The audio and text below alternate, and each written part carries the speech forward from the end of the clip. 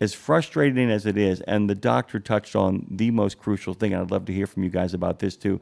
A lot of people have a heck of a time getting to sleep. And we didn't get a chance to talk about this because for about 11 minutes or so, if you're still awake after 10 minutes or so, a real problem kind of develops at that point. That's one of the biggest issues that happens, is that people lay there forever and a day, and then at some point their brains do start racing. But that being said, I'm going to ask all of you guys out there who are struggling with it to keep on trying. I did that. It made a big difference in my life. And that's my TED Talk for today. That's kind of what I got going on over here. We'd love you to kind of jump in and get your thoughts on that as well. By the way, you can stream on iHeartRadio. You can click on YouTube and listen over there. We are now available on Odyssey as well. Good to have all kinds of stuff. Are we having a YouTube problem?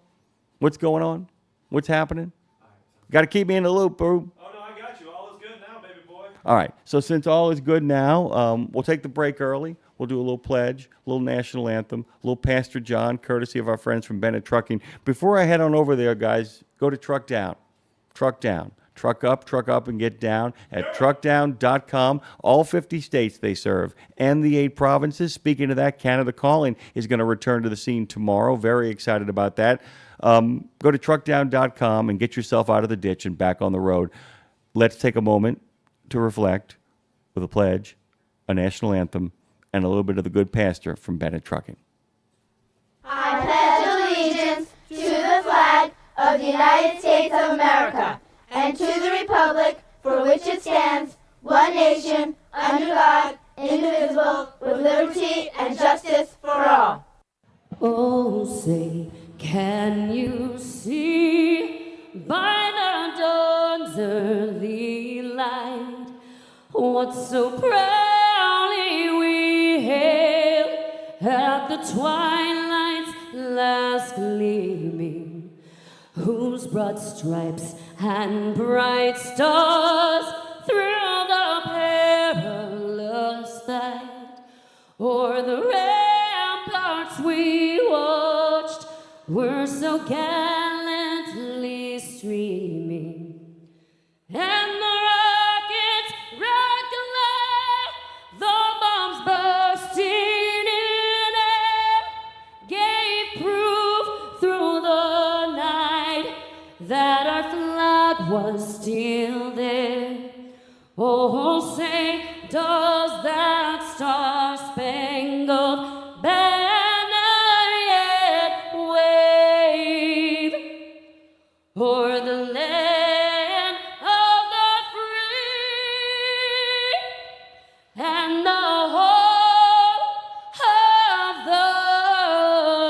the brave?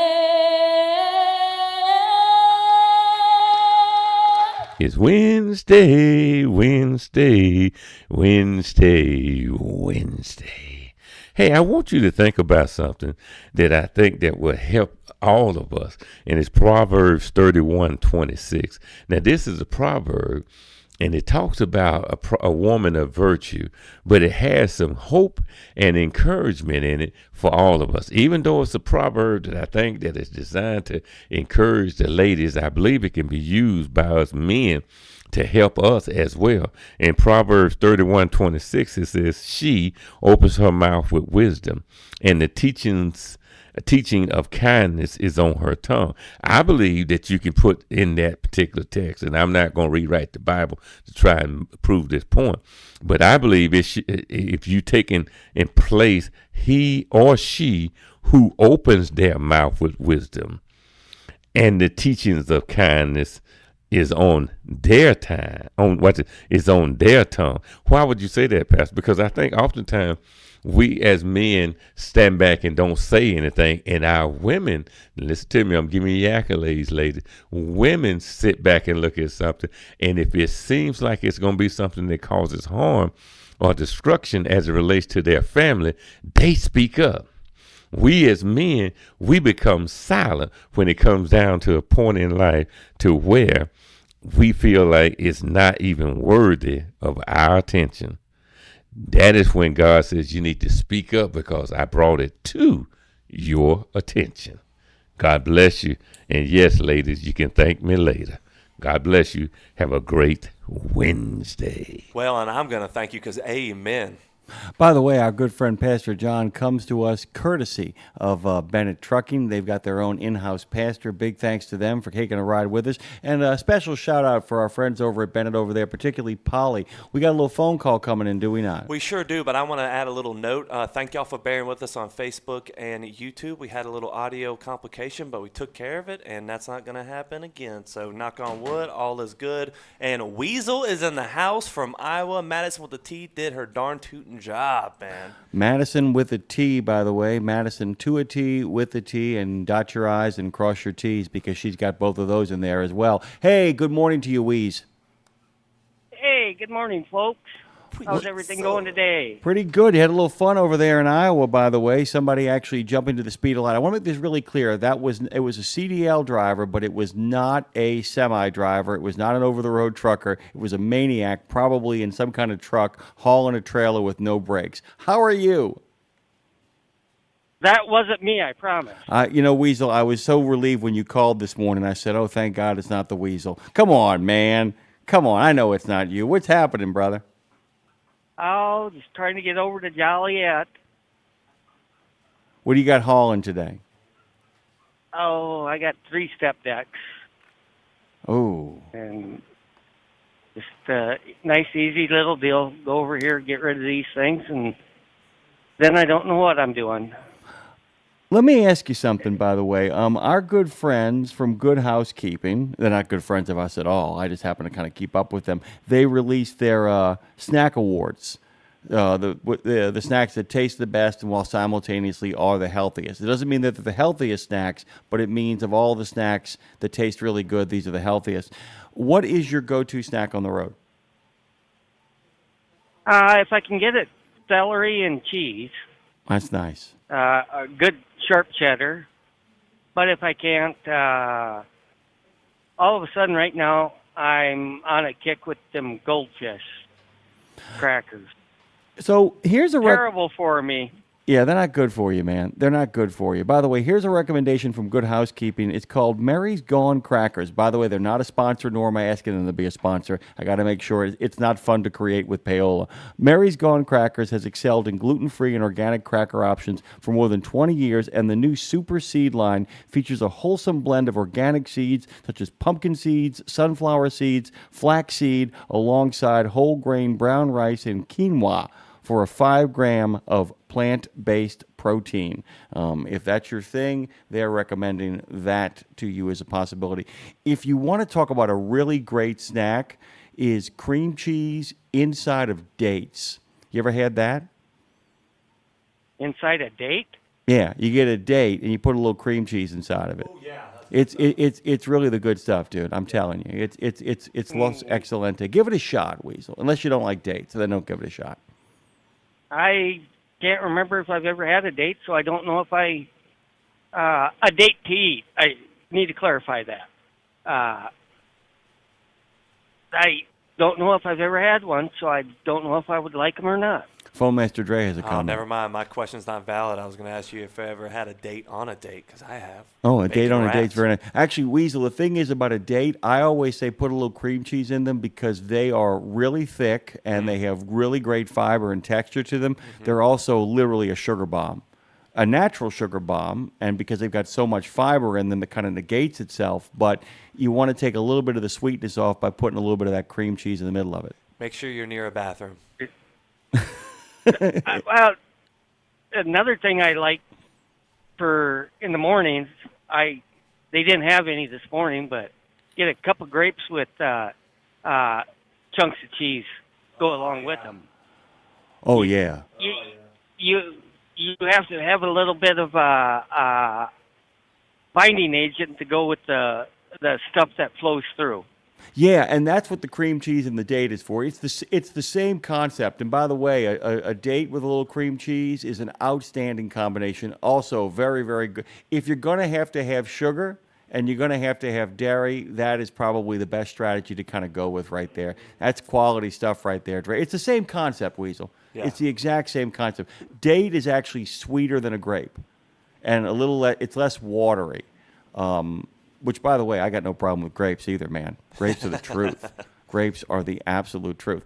Weasel, when do you expect to kind of be wrapping up and winding up? When are you getting where you going? Oh, I should be in Joliet in 6 hours if everything goes good. These orange things keep popping up alongside the interstate Oh, I know. and jumping in my way and stuff. I don't know who put these things out here. But As Dean likes to say, there are only two seasons in trucking. They are winter and construction season. And by the way, he'll be here tomorrow taking the.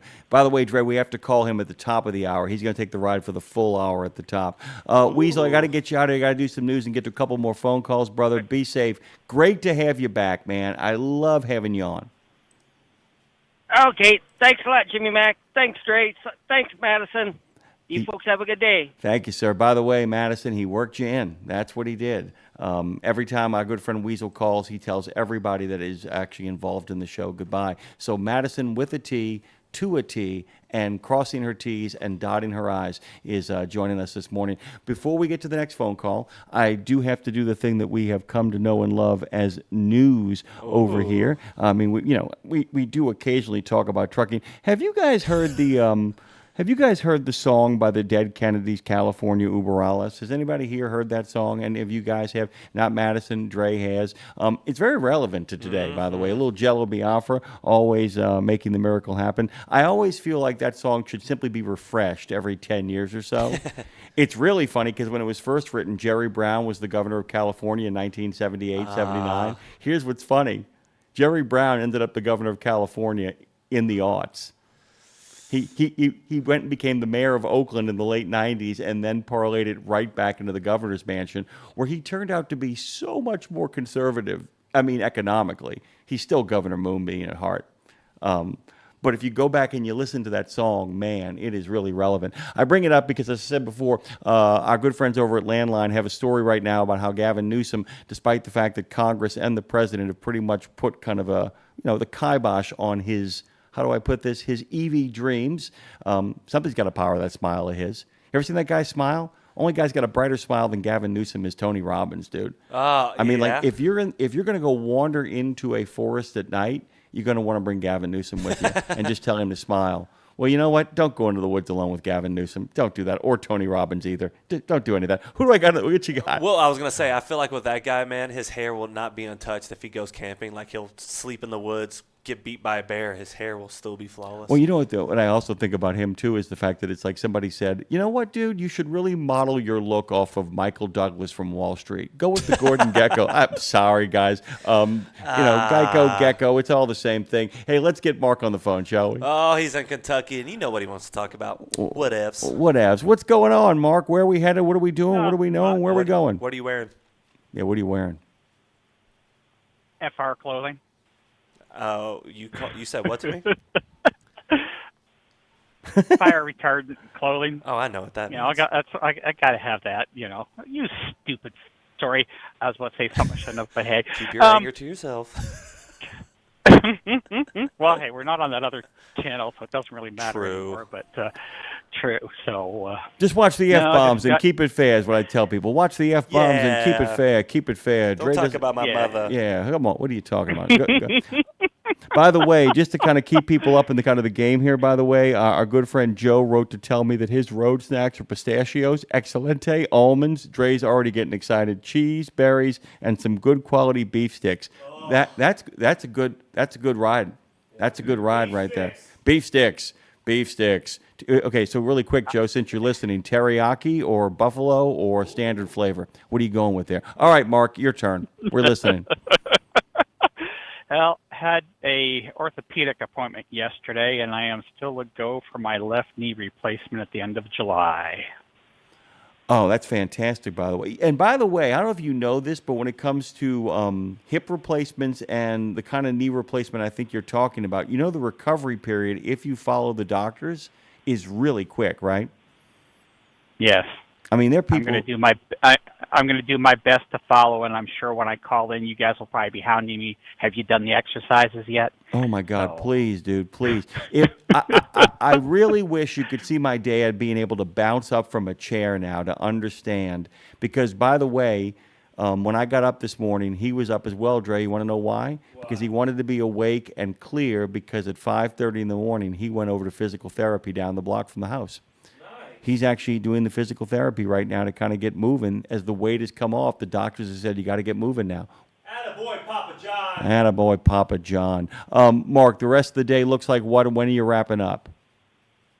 Just 2 more loads. Should be done about 2 o'clock this afternoon. Just playing in traffic here in Kentucky, which is normal. Here's some other good news from Joe, by the way. I don't know if you could handle this, but Joe's beef sticks, Dre, jalapeno beef sticks. No, not for you. Not for you. No, not for me. Not for me. I'm sorry. I know nobody asked me, Dre, but I guess on that note, I did ask you. Bye, Dre. I did ask you. It's good talking to you. Get out of here. Hit the bricks and tell your story. Get out of here. Goodbye. Goodbye. Hey, guys, don't forget, we're going to have our friends from Brown Dog Trucking coming up on our first Recruiters Roundtable here on, Road Gang Radio. The first 2 hours are about how we go about making a living. The second 2 hours are how we go about making a life. Let me tell you who we got coming up, though. David Foote, who is the driver recruiter for Brown Dog Carriers and Logistics, is going to be joining us. He thought Mike Parkhurst was a god as a kid. He read Overdrive magazine in the early 80s, drove live floor and grain trailers after college under Minnesota's agricultural exemption. We'll get into his origin story as well. We really love those things and really think they're really kind of crazy and cool. I want to keep on repeating this. Ashley Blackford and Scott Thompson from Owida have jumped into the fray. They're part of the conversation now here at Road Gang Radio. Our friends from Owida, not today, but tomorrow, but every Tuesday, Thursday, and Friday will be contributing to Road Gang Radio, to Radio Nemo. Trucking with Owida is the name of the podcast. It will come, hopefully, immediately after Road Gang Radio, Tuesdays, Thursdays, and Fridays, and we can't wait to have the conversation deepen with them. They'll be making some drop-ins here to give us previews of what's coming up and what's going down. Lots of great stuff headed your way. Go to RadioNemo.com and hit that play button. Go over to YouTube and subscribe over there. And this is, if I'm talking to you on Facebook, subscribe on YouTube because you get a lot of the content over there even after it's gone up. If you're over on YouTube, subscribe on Facebook because every once in a while it might be easier to listen that way. Head on over to iHeartRadio. Head on over to Odyssey. How about that? And if you say, Alexa, play Radio Nemo, watch what happens. Let us know if it works. We'd love to hear from you. We got to take a quick break here. Come back on the other side with our good friends from Brown Dog Carriers and Logistics. David Foote is going to be joining us. Really excited about that. We don't have any more phone calls, do we, Dre? Oh, fantastic. He ran everybody off. That's what he does. All right, Dre, break me away.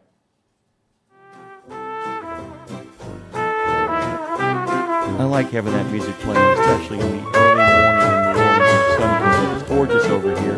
We're in Esplanade. As Dre's mama said, I love Esplanade Avenue.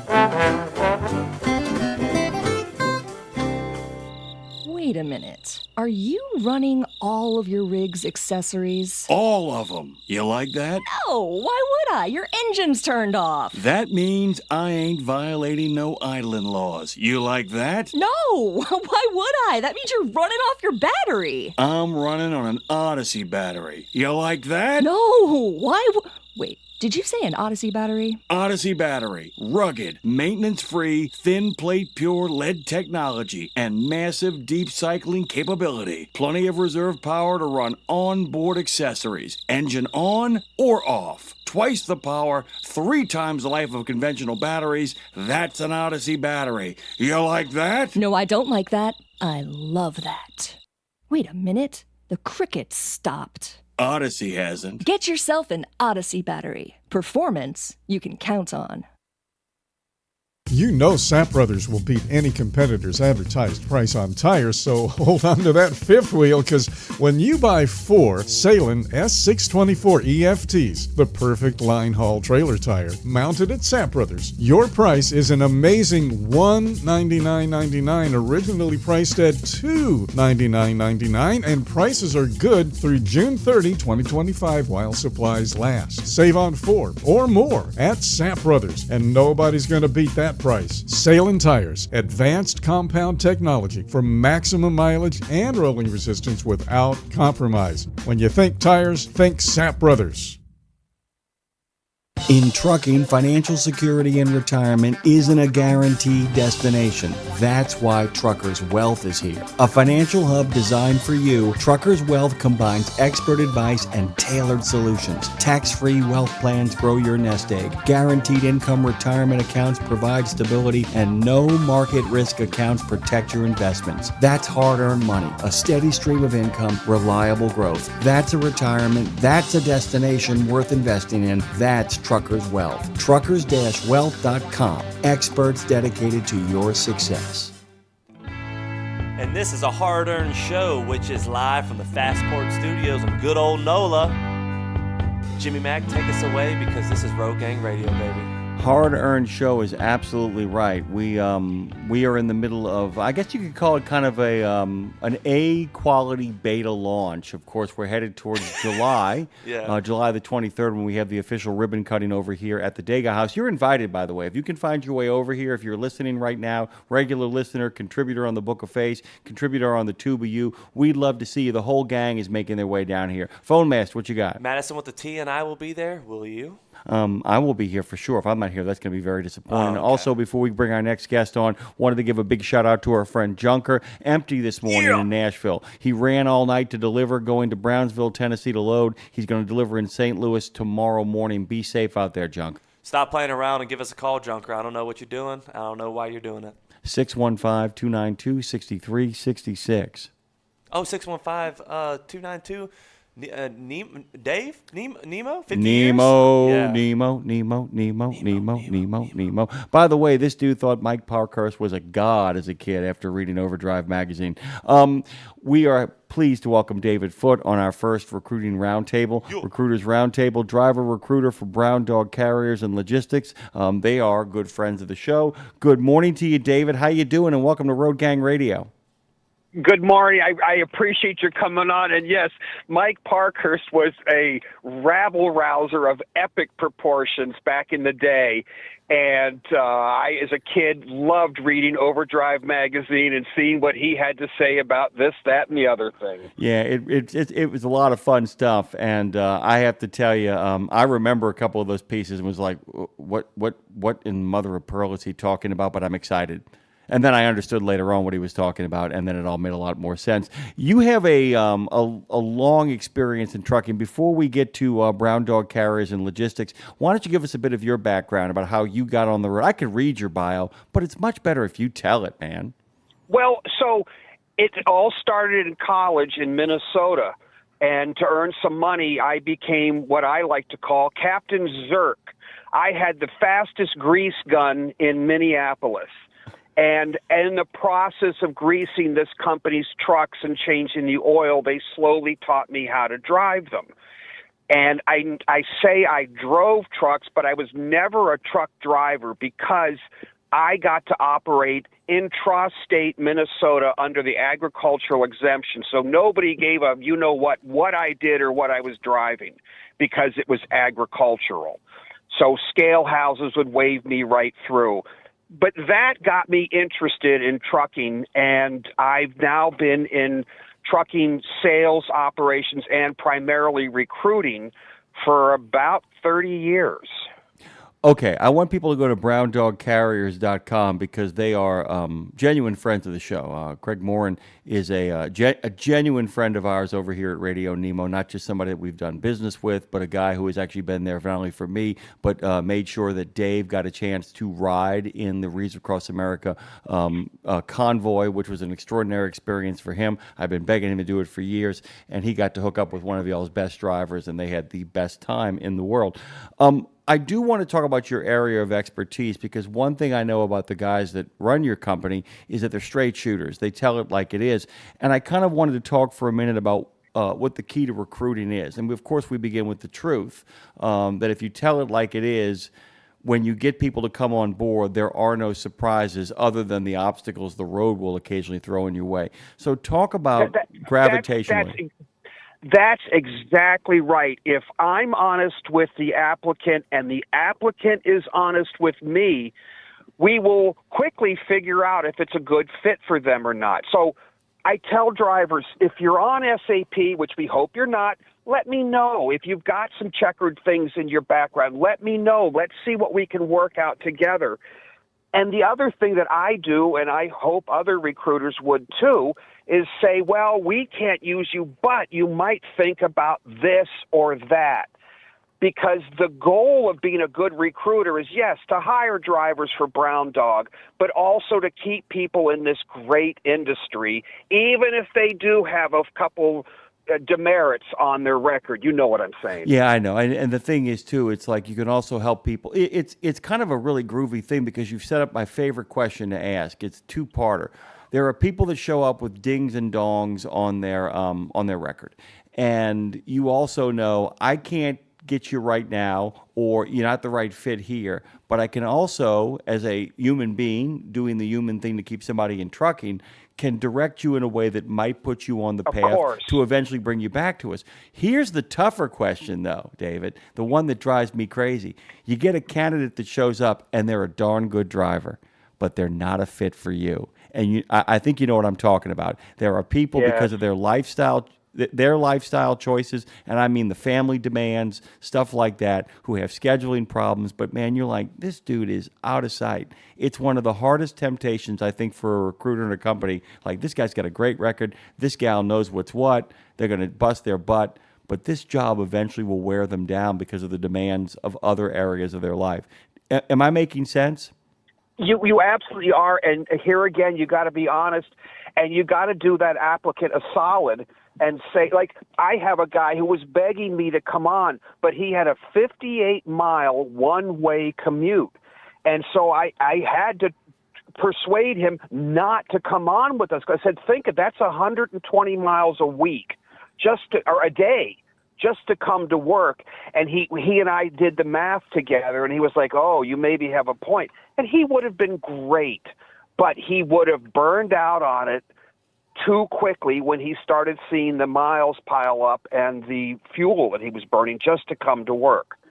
So not to mention, you put in a 12, 14-hour day. That's it. And then you've got a 2-hour commute.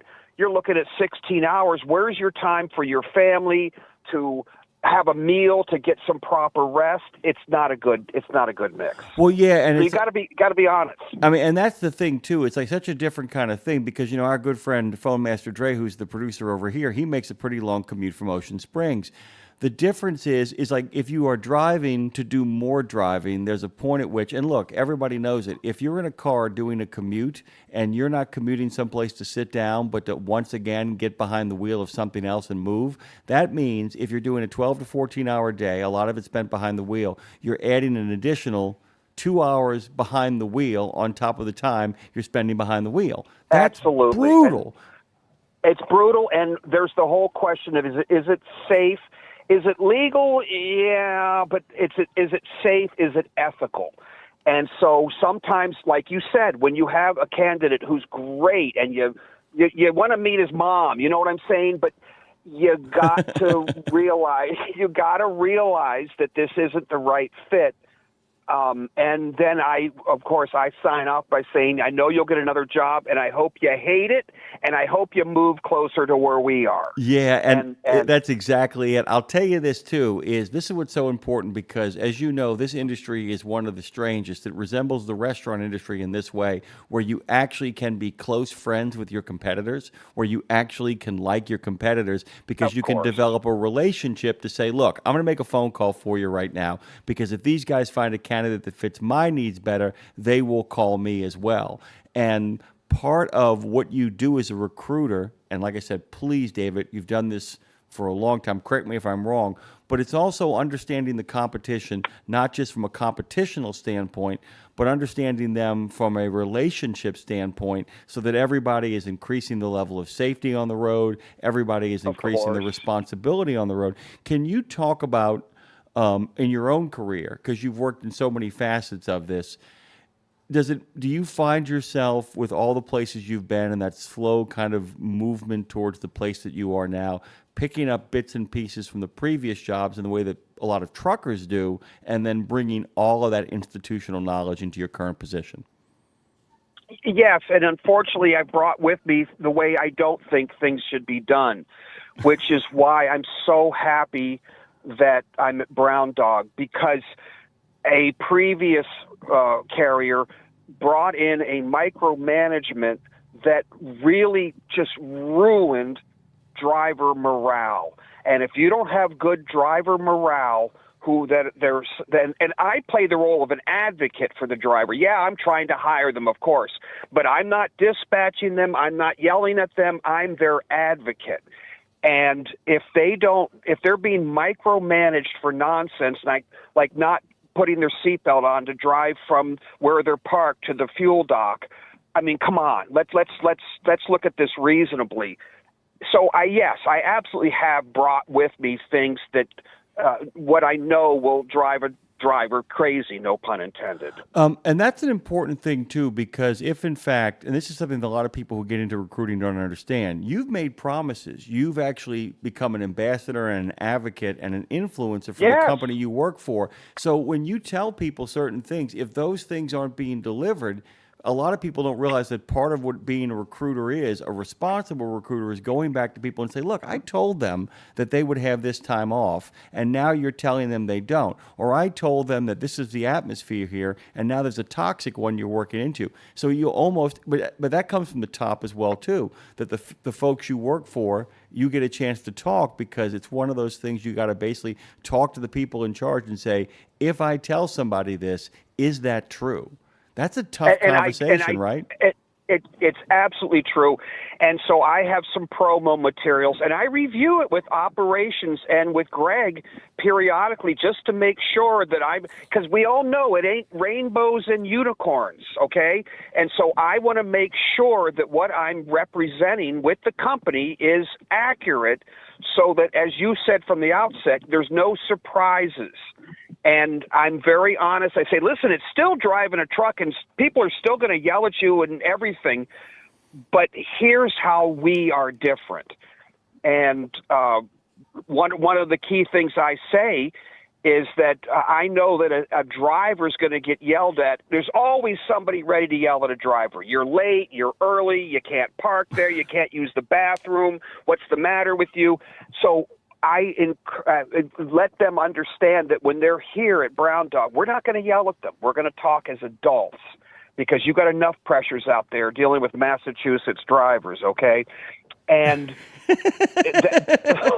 hey, by the way, you know, I've always said, you know, with live free or die, the New Hampshire people used to tell with the people who moved in from Massachusetts were, we want more freedom. Now can we bring our regulation with us? The massholes have arrived en masse. They have, and the attitude has changed, and the whole thing, and it's up here in Maine too, to a certain extent.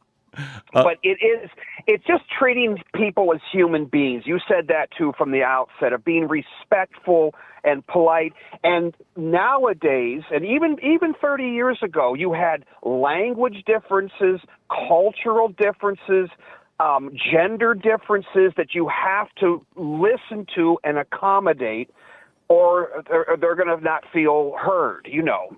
Well, and that's the other thing, too. In many ways, you're also educating the person not just about the company, but in some cases when the person is okay, I'll give you an example, hypothetical one, and then I got a story about driving in Maine that you will appreciate.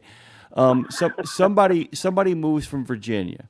Somebody moves from Virginia into the great state of Maine, or in a nearby adjacent state, none of them of which are as good as Maine. They move by in an adjacent state, and they want to come work for Brown Dog. Do you find yourself, when it's a newbie to the region, having to explain the difference in weather and geography to people? Because you can have a really experienced truck driver who is used to intrastate or a limited run, you know, a regional run in their area of the woods, and then they make their way up, of course, into Walden country. Do you have to kind of sometimes explain to them, okay, here's how people tend to drive around here? I wanted to ask that. Yes. Go ahead. And now, right now, with Brown Dog, we're dealing only with local drivers who live in our region, and they're well acquainted with the Massachusetts drivers and the weather. But in a previous life, I had drivers coming from the West Coast who were terrified of coming to New England. and thinking that every street was about an ox cart wide, and it snowed in August. And I also had drivers coming up from the Carolinas and Florida who had never really dealt with snow. So we did have to do some hand holding. And it goes back to the premise that I promote, is that the driver is the captain of that vessel. And if the captain doesn't feel it's safe to proceed, don't proceed. There's nothing in that trailer that's worth running into a problem with. And thankfully, in New England, they take care of the roads so quickly up here that, you're talking. They get out and plow, and they sand it like crazy and salt it like crazy. That's why our cars are all rusted out. I'm going to make the roads are passable quickly. I'll make you laugh. Because the roads are passable quickly, that's the absolute truth. Because they're passable quickly, I got myself into real trouble, but it's a shout-out to the folks in Maine. I was driving back from Reeds Across America, and a snowplow, he had a little bit of slippage. He came into my lane, and I had to swerve. And, of course, then I did the slow drift into the ditch on the side of the road. Miraculously, ended up, and because I basically didn't panic, I just let my foot off the accelerator, put the car in neutral, and settled in nice. When I tell you, the AAA people were there. They said they'd be there in 45 minutes. They were there in 23. While I was on the side of the road, every single person that passed stopped and said, "Do you got somebody coming, or can I pull you out?" Yeah, and that's the quality of people up there. I have a surprise for you, David. Speaking of Davids, I got Dave Nemo on the line, wanted to jump into the conversation. Dave, tell David hi. Hey, David, good morning. I just couldn't resist calling into you guys because, first off, Jim Costa and I had just a wonderful. We became friends on the road. In that, you know what I'm saying. Of course. Of course. And what he's doing is so important too.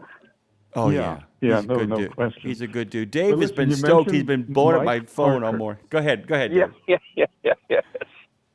Well, I was going to just say very quickly. You mentioned Mike Parkhurst, and my impression. Now, I'm probably old enough to be your dad, Dave. So I go back a little bit further. So I go back to the beginnings of OOIDA, of course. The Mid-America Trucking Show started in the same month and year that Charlie started Trucking Radio, the road game. But what I was going to say is, when Charlie left in '84, he went to the Grand Ole Opry in WSN, and then I got the show. I didn't take it, I got it. And I started going to Mid-America. So there's a lot of Mid-America stories to tell from the mid-'80s, okay? But there were two areas. Shepherdsville is where most of the recruiters stayed down there. But it's kind of a weird split. And then everybody else stayed at the Executive Inn or the Executive West if the inn was full. Those were the only hotels there. That was it. Sure. And everybody parked on the big the grassy area where the amusement park is now. Oh, wow. And it became a duck. It would become a duck pond one year and an ice skating rink the next year. You never know what was going to happen. But in the morning, everybody would. It's like we were going to school. We just walked across. I think that's Phillips Road right there. Walked across to the East Wing, which was the only wing available for the truck show because there was a dog show in the West Wing and they would not relinquish their contract.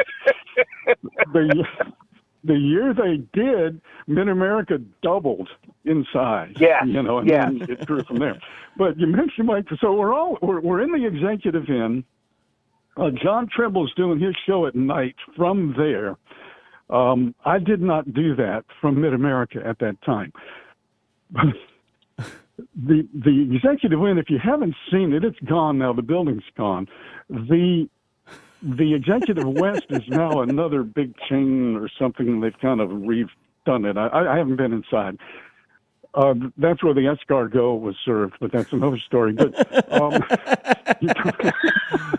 Parkhurst, Dave. Parkhurst. Parkhurst, yeah. Okay, wait. One more thing. The only time I ever had escargot was at a truck show in Louisville, Kentucky. Well, there you know, go. Connect those dots. You know what I'm saying? So anyway, the executive inn, you expected Miss Kitty from Gunsmoke to come downstairs because it looked like a set from an old Western. It had the red velvet and all the black stuff and the big heavy furniture, right? Parkhurst walks in with 5 beautiful models just like Hugh Hefner, and that is my everlasting vision of Mike Parkhurst. Well, you know, he always did have Miss Overdrive of the month. And I can remember, and I was just a pimply-faced kid, and my mom's looking at the cover of these magazines thinking I'm getting some sort of sketchy adult publication. And in some ways, maybe it was a little. But you know, he put it out there. His rabble rousing, the pretty ladies, and beautiful, beautiful owner operator trucks. Yeah. Oh, absolutely, absolutely. You know, speaking of beautiful ladies and beautiful trucks, I don't remember when this ended, but Peterbilt always had a big area, big display with the trucks, and they had beautiful girls in evening dresses playing grand pianos. And if you take a look at their advertising back in those days, there was also always a beautiful girl in a long evening dress. Did she have a plate of escargot on the table with her? No, it was on top of the piano, dude. It was on top of the piano. You could walk over and she would serenade There you go. By the There way, you go. that is in America, to quote Steve Dallas, that believed in booze, broads, and Buicks. By the way, that's from Bloom County. I'm not saying that, by the way. Dave, Wow. Dave, what is going on? What are you doing right now? You just listening to the show? Who, me? Yeah, you. Yeah, actually, I'm cleaning up the kitchen. Listening to the show. Come over here, clean up this I'm doing my custodial. I'm the custodian here, bro. By the way, Wow, that's very impressive. Dre said if you want to come over and clean the studio, he'd be more than happy to actually employ your services. They actually cleaned it yesterday. All right, Dave Nemo, thank you for the phone call. We love you, brother. We might want to talk a little. Absolutely. Good talking to you, Dave. Thank you, my Hi to friend. Greg and Jim and everybody, David. Thank you so much. Bye-bye. Thank Hey, you. listen, but thanks for coming on. It's great hearing from you. Oh, it's fantastic. By the way, that's the great joy of having Dave Nemo as your father-in-law. He can just drop it anytime he feels like it, especially when Absolutely. That's just, when I saw that name, I was like, oh my goodness, that's from the Wayback Machine. Oh, I know. He's like Mr. Peabody and Sherman. I think I feel like Sherman sometimes, just putting my glasses on. BrownDogCarriers.com is where you want to head. I do want you to, like I said, we our friends know who you guys are, but I did want to take a moment for you to kind of unpack who Brown Dog is, what you guys specialize in. We've kind of gotten bits and pieces as the conversation has rolled on. Sure. But make the pitch. It started with Greg Morin. He was a driver for 15 years, drove for a company that I used to work for, in fact, as a recruiter. And one day he had this harebrained idea of buying a truck. And he bought a second one. And 8 years later now, we're up to, I think, about 40 all told.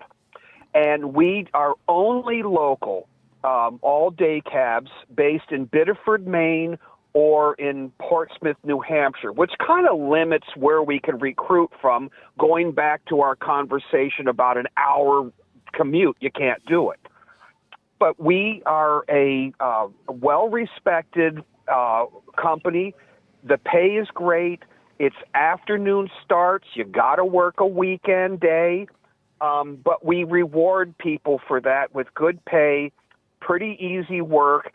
And for someone who's been out on the road, it's a nice opportunity to get home daily. And we have drivers that have been here, like Jim Costa, who Mr. Nemo referenced, has been with us since the beginning. And that's 7-8 years now. I mean, that speaks volumes to the way Greg runs his company. Well, so I'm very proud to be with him. Yeah, I'll tell you this too, because like I said, I'm just getting to know you, but I've kind of watched Jim and Greg talk about it openly, and I mean his ability, Greg's ability to kind of take other people's input, to have an open door in regards to kind of being there and listening. As a driver, it makes such a difference that he really understands A huge difference. what these men and women are going through. The other thing is, too, though, along with a lot of experienced folks and some folks who are, bring a lot of institutional wisdom, you guys are wide open in regards to wanting the younger generation to get involved. And I'm kind of wondering really quickly what your strategies are for onboarding people who, are really kind of jumping into the industry for the first time. So we have to have a couple years experience. So I don't get the newbies right out of school. I did in a previous life, and gee whiz, one of the things that I encountered was a kid who was going through training and said, do you guys always work more than 8 hours a day? And I was kind of flabbergasted, and I thought it's so far from his frame of reference that he had no idea that a 12, 14-hour day is the norm in this business. That's the hardest thing. That is the hardest thing with the younger kids, but it's like and that's one of the toughest things for a recruiter, I think, often, is to kind of explain, okay, so what's the advantages? If I'm working this long, what are the kind of advantages? Now, you have an advantage in that you work for a guy who actually understands that if you make a living, you've also got to have a life, right? Of course. And not only that, but we have a fully stocked kitchen. So when the drivers come in, there's food in the fridge, sodas, snacks, coffee, everything they need. At a previous carrier, they didn't want us to buy the slightly better coffee that the drivers preferred because it was $10 more a box. Oh, my God. I mean, come on. And so it just, and that's when I realized I was dealing with management that was from a mega carrier and looked at spreadsheets all day. It never looked from the inside the windshield out onto the world and what makes a driver feel appreciated. Because it goes back to the whole thing. If a driver doesn't feel appreciated, there's plenty of time for them to look out the windshield and get thinking about other carriers or asking people about other opportunities. And just stupid things like not being willing to buy a better cup of coffee is again, a morale buster, a complete morale buster. Yeah, it sounds like basically the equivalent of the Oakland A's of trucking is what it sounds like to me. And by the way, well, go ahead. We might have some people from the Bay Area, so I'm going to, Oh, my God, that's a raw spot. Really quickly, to make you laugh, our good friend, the Paranormal Pieman, wrote, I like getting yelled at. I yell back. And the Doodah Man said, I used to contract with TRL. Nobody in dispatch yells at me for some reason. Just really great to have you, by the way. One more time, tell people where they can go to get more information if they happen to be in your region and looking for opportunities. So it's browndogcarriers.com. And we're in Biddeford, Maine, and in Portsmouth, New Hampshire. And by all means, we have a little application link. My number's on the website. Feel free to call, because I love talking to drivers that are a little uncertain about what to do next. And that next step may not be with me, but maybe I can help them talk through what that next step might be for them. Thank you, David, so much. You are welcome back anytime. Loved every minute of it. And if we can get Nemo to call. Yeah, go ahead. I love to talk. So believe me. And I believe in this industry. I love this industry. And all you drivers out there that are listening, I wish you all the best and safe travels. David, it's been an absolute pleasure. Good to have you on here, guys. We're going to be back on the other side of this. I think the Braz is coming up, right, Dre? The Braz in the box, by the way. Of course, we're talking about Tech Talk with our good friend Robert Braswell's coming up here on the other side of this. Dre, play that music. Big thanks to all of you contributing on the chat in all directions. I promise you, I'm going to get my computer set up so I can be on the Book of Face and the Tube of You and all points in between. Thank you, Dre. Thank you, Madison with a T, to a T. Cross your I's and dot your T's. See what I did there? We'll be right back. The mission of Wreaths Across America. Oh, that was nice. Remembering our fallen heroes, honoring those who are currently serving, along with their families, and most I know it was. teaching the next generation about the value of freedom. And you can join our mission with a $17 donation that sponsors a fresh Maine Balsam Remembrance Wreath. Each wreath will be laid in honor of a veteran who gave the ultimate sacrifice for our nation. To sponsor your wreath, please visit wreathsacrossamerica.org. That's wreathsacrossamerica.org. In a video game, if you get enough experience, you level up. And when you level up, you gain more skill. And with enough skill, you beat the boss and win the game. Sounds a lot like trucking, doesn't it? Except in trucking, you don't beat the boss, you become the boss. And if you want to be the boss, you gotta meet the boss. And that boss? Carrier's Edge boss, Jane Jezraoui. Want your drivers to level up? Carrier's Edge has the training, comprehensive safety, compliance, and best practices on one website. It's a simple subscription with no contract and no commitment. Learn more. Try it out. Level up. CarriersEdge.com. Hey, come on! We're starting the game! All right, I'm coming. Wait for me. CarriersEdge.com. Live from that Passport Studios. Oh, Jamie. I can't hear you, man. Oh, man, that might help if I turn that one Got to on. get that sequence down, man. Yeah, baby. Listen, live from the Passport Studios. Y'all know what it is. Y'all know what time it is, but we're hanging out with two friends of ours. Take it away, Jimmy. Hey, guys, really quickly before we actually turn our attention to the Braz, Robert Braswell is here for Tech Talk with EMC. Our good friend Dennis Chapman wrote this. I just watched the space station fly over, fixed a cup of coffee, heard the pledge and national anthem, and now hear a short spiritual message. Now I get to hear great trucking topics. Can't start the day any better. Our good friend Pond Skipper says, good morning, guys. And John Otter McClelland says, good morning, all. Good to have everybody here. Good to have Robert Braswell here. My friend, how are you? Welcome back. We just keep on rolling on with Tech Talk, don't we? For Tech Talk with TMC, now streaming live here on RadioNemo.com. A great topic today. And we've got one of the very first guests we ever had on the program, going all the way back to 2005, and that's Mike Beckett, who's president of MD Alignment. Mike's a longtime TMC member. He's been active in our TMC S6 Brakes and Chassis Study Group. We're going to be talking today about the ins and outs of vehicle alignment, why it's important, and how it'll affect your ride if it's out of alignment. But before we bring Mike on, Jimmy Mack, as you know, each week we like to make a special offer available to our listeners. And this week we are offering our TMC Guidelines for Total Vehicle Alignment Manual. It's there for the discounted price of just $25 plus shipping and handling. To order, you can call our customer service line toll free at 1-866-821-3468. You mention the program, you get it for that special price. Also, if you are an owner-operator or a small fleet and you got 100 or fewer power units, we would love to have you join TMC just for the discounted annual dues of $150. And when you do that today, you'll get our Recommended Practices Manual. That is our compendium of everything you can think of when it comes to the maintenance, repair, care, and feeding of commercial vehicles. A great benefit, plus there's many more.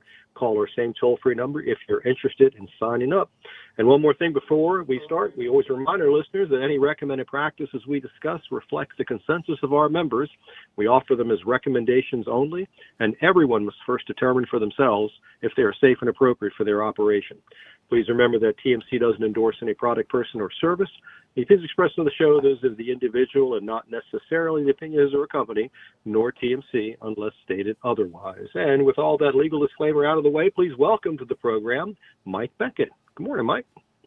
Good morning, sir, and how's everybody today? Mike's in the house. Doing great. I'm doing great. Jimmy Mack sounds like he's doing great. Good. So we got the trifecta here. We're hitting on the hat trick. And a shout out to the Florida Panthers, I guess, who won the Stanley Cup last night. But that being I haven't said, figured that out.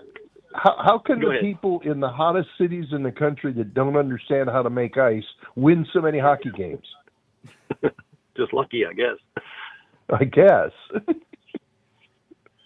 But anyway, let's go ahead and talk about today's topic today. Total vehicle alignment, so important. Tires are the number one expense when it comes to maintenance. You got fuel, that's really not kind of a maintenance expense. It's just sort of an operating expense, but tires are that number one issue. And so expensive now, and getting more expensive. And whenever the price of oil goes up, of course, tires are almost all petroleum, so that's going to go up too. They're not going to get any cheaper. And you got to be doing everything you can to make sure you're maximizing that tire service life. And a lot of it has to do with proper inflation, and we talk about that on the program quite a bit. But a lot of it also has to deal with, making sure that your ride is running straight and true as it goes down the road, because otherwise you're just wasting money, aren't you? That's right. And the interesting thing about alignment is that if the suspension is not in good maintenance, you cannot successfully do an alignment. And as we walk around truck stops and fleets and look at vehicles and see tire wear that is indicative of an alignment problem, the average truck we look at needs between $1,500 and $2,000 worth of suspension repair work before the alignment can be done. And many people don't pay attention to that and don't want to care about that, and so their alignments don't get done properly.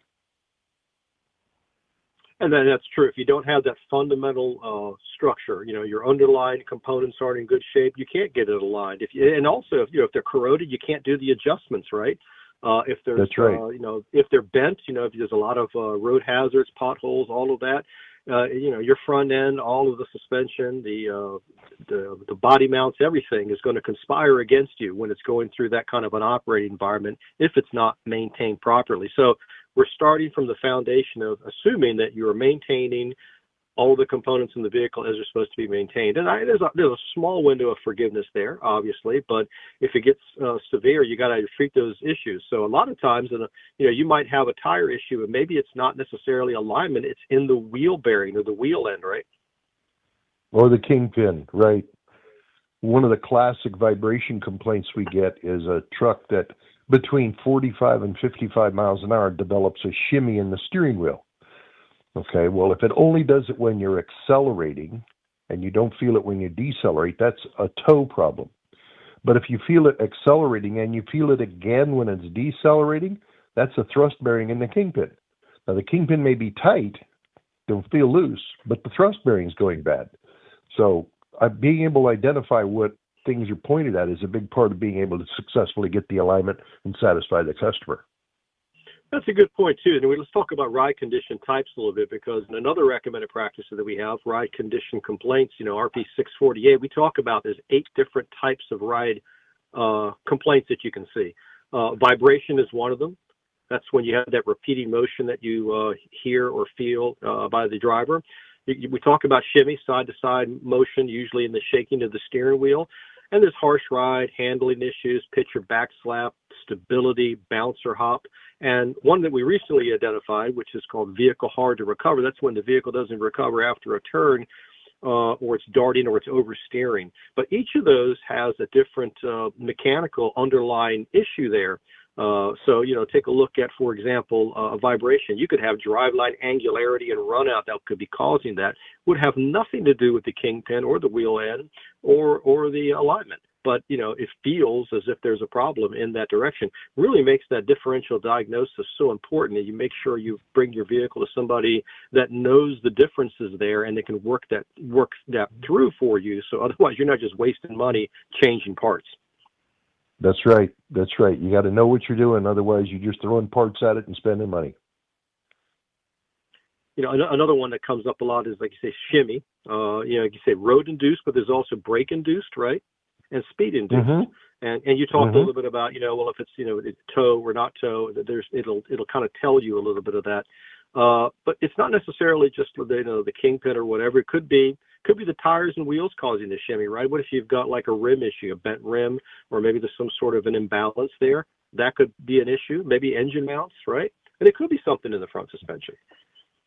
Yes, all of that stuff ties together. You have a holistic system that pulls all the pieces together.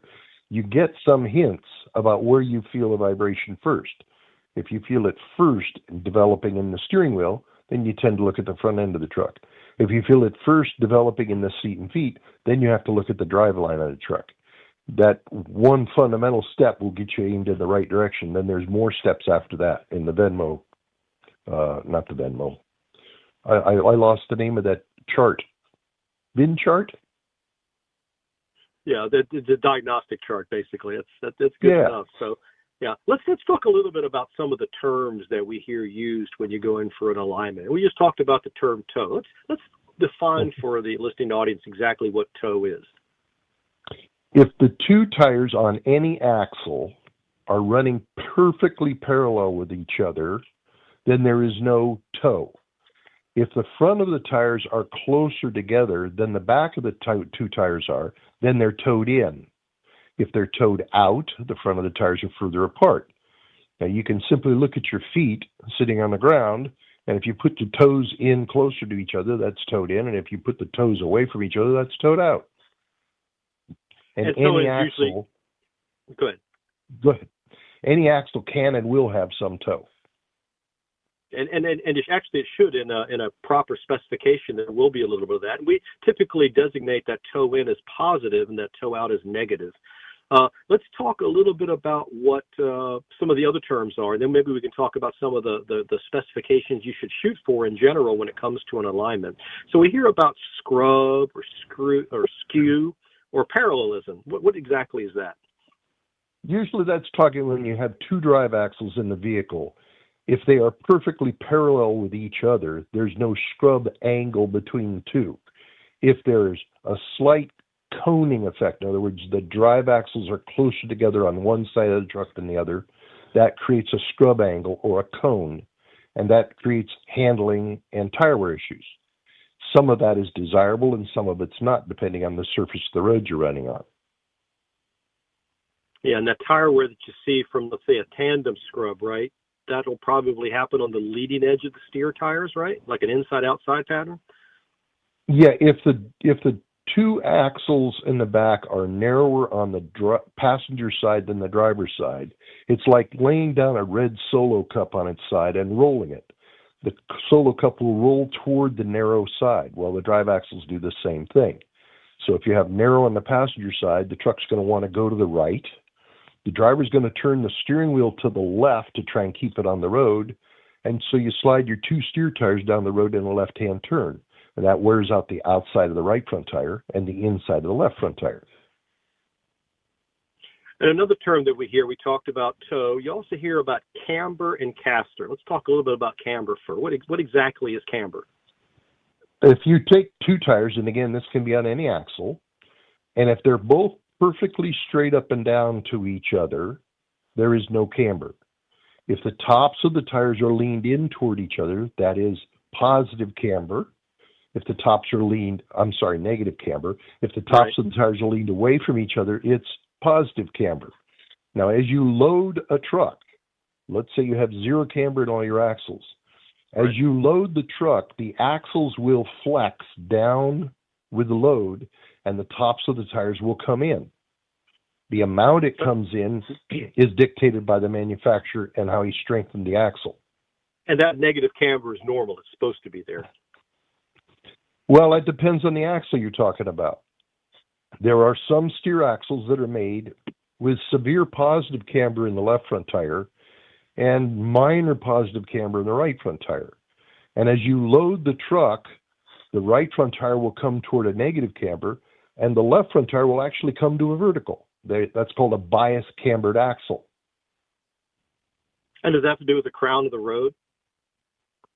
It was developed when we were running bias ply tires, and the idea was to lean the front of the tires slightly to the left, and like leaning a bicycle, it causes the truck to go a little bit left to counter the gravity pull of the crown of the road. As we've gone to radial tires, which have a softer sidewall, the effect of this lean is much reduced, and generally it doesn't give you as much benefit as we used to get when we had bias ply tires. Right. Those are the fabric tires. Basically, they didn't flex as much. They were more rigid, I guess, on the sidewalls. That's great correct. if you wanted to curb a tire, but overall the radials are much better. Right. So camber, if you're using your foot example, a camber if you're standing on 2 feet and you go like ankles out, that kind of would be positive camber. If you go ankles in, that would be negative camber. Right. Bow-legged and knock-kneed. Right. There you go. Good example. Let's talk about caster, because that's another one that you hear often when you take a look at your alignment specification report. Okay. Caster and pinion angle are both the same thing. Casters on a steer axle, and if the kingpins are perfectly straight up and down relative front to back, there's zero caster. The more you lean the top of the kingpin back or the bottom of the kingpin forward, the more positive caster you have, like the front fork on a motorcycle. Right. On the drive axles, tilting the axle up in the front or down in the front is what sets the pinion angle. So when you're talking about pinion angle and caster, you're talking on both types of axles, how much it's leaning up in the front or down in the front. So if you get too much positive caster, I imagine you could probably get a shimmy, right? Maybe a little bit of excessive steering effort developed. In trucks, now that shimmy with excessive caster is something that we see in independent suspension on cars. On trucks, the higher the positive caster is in the front end of the truck, the rougher the truck rides.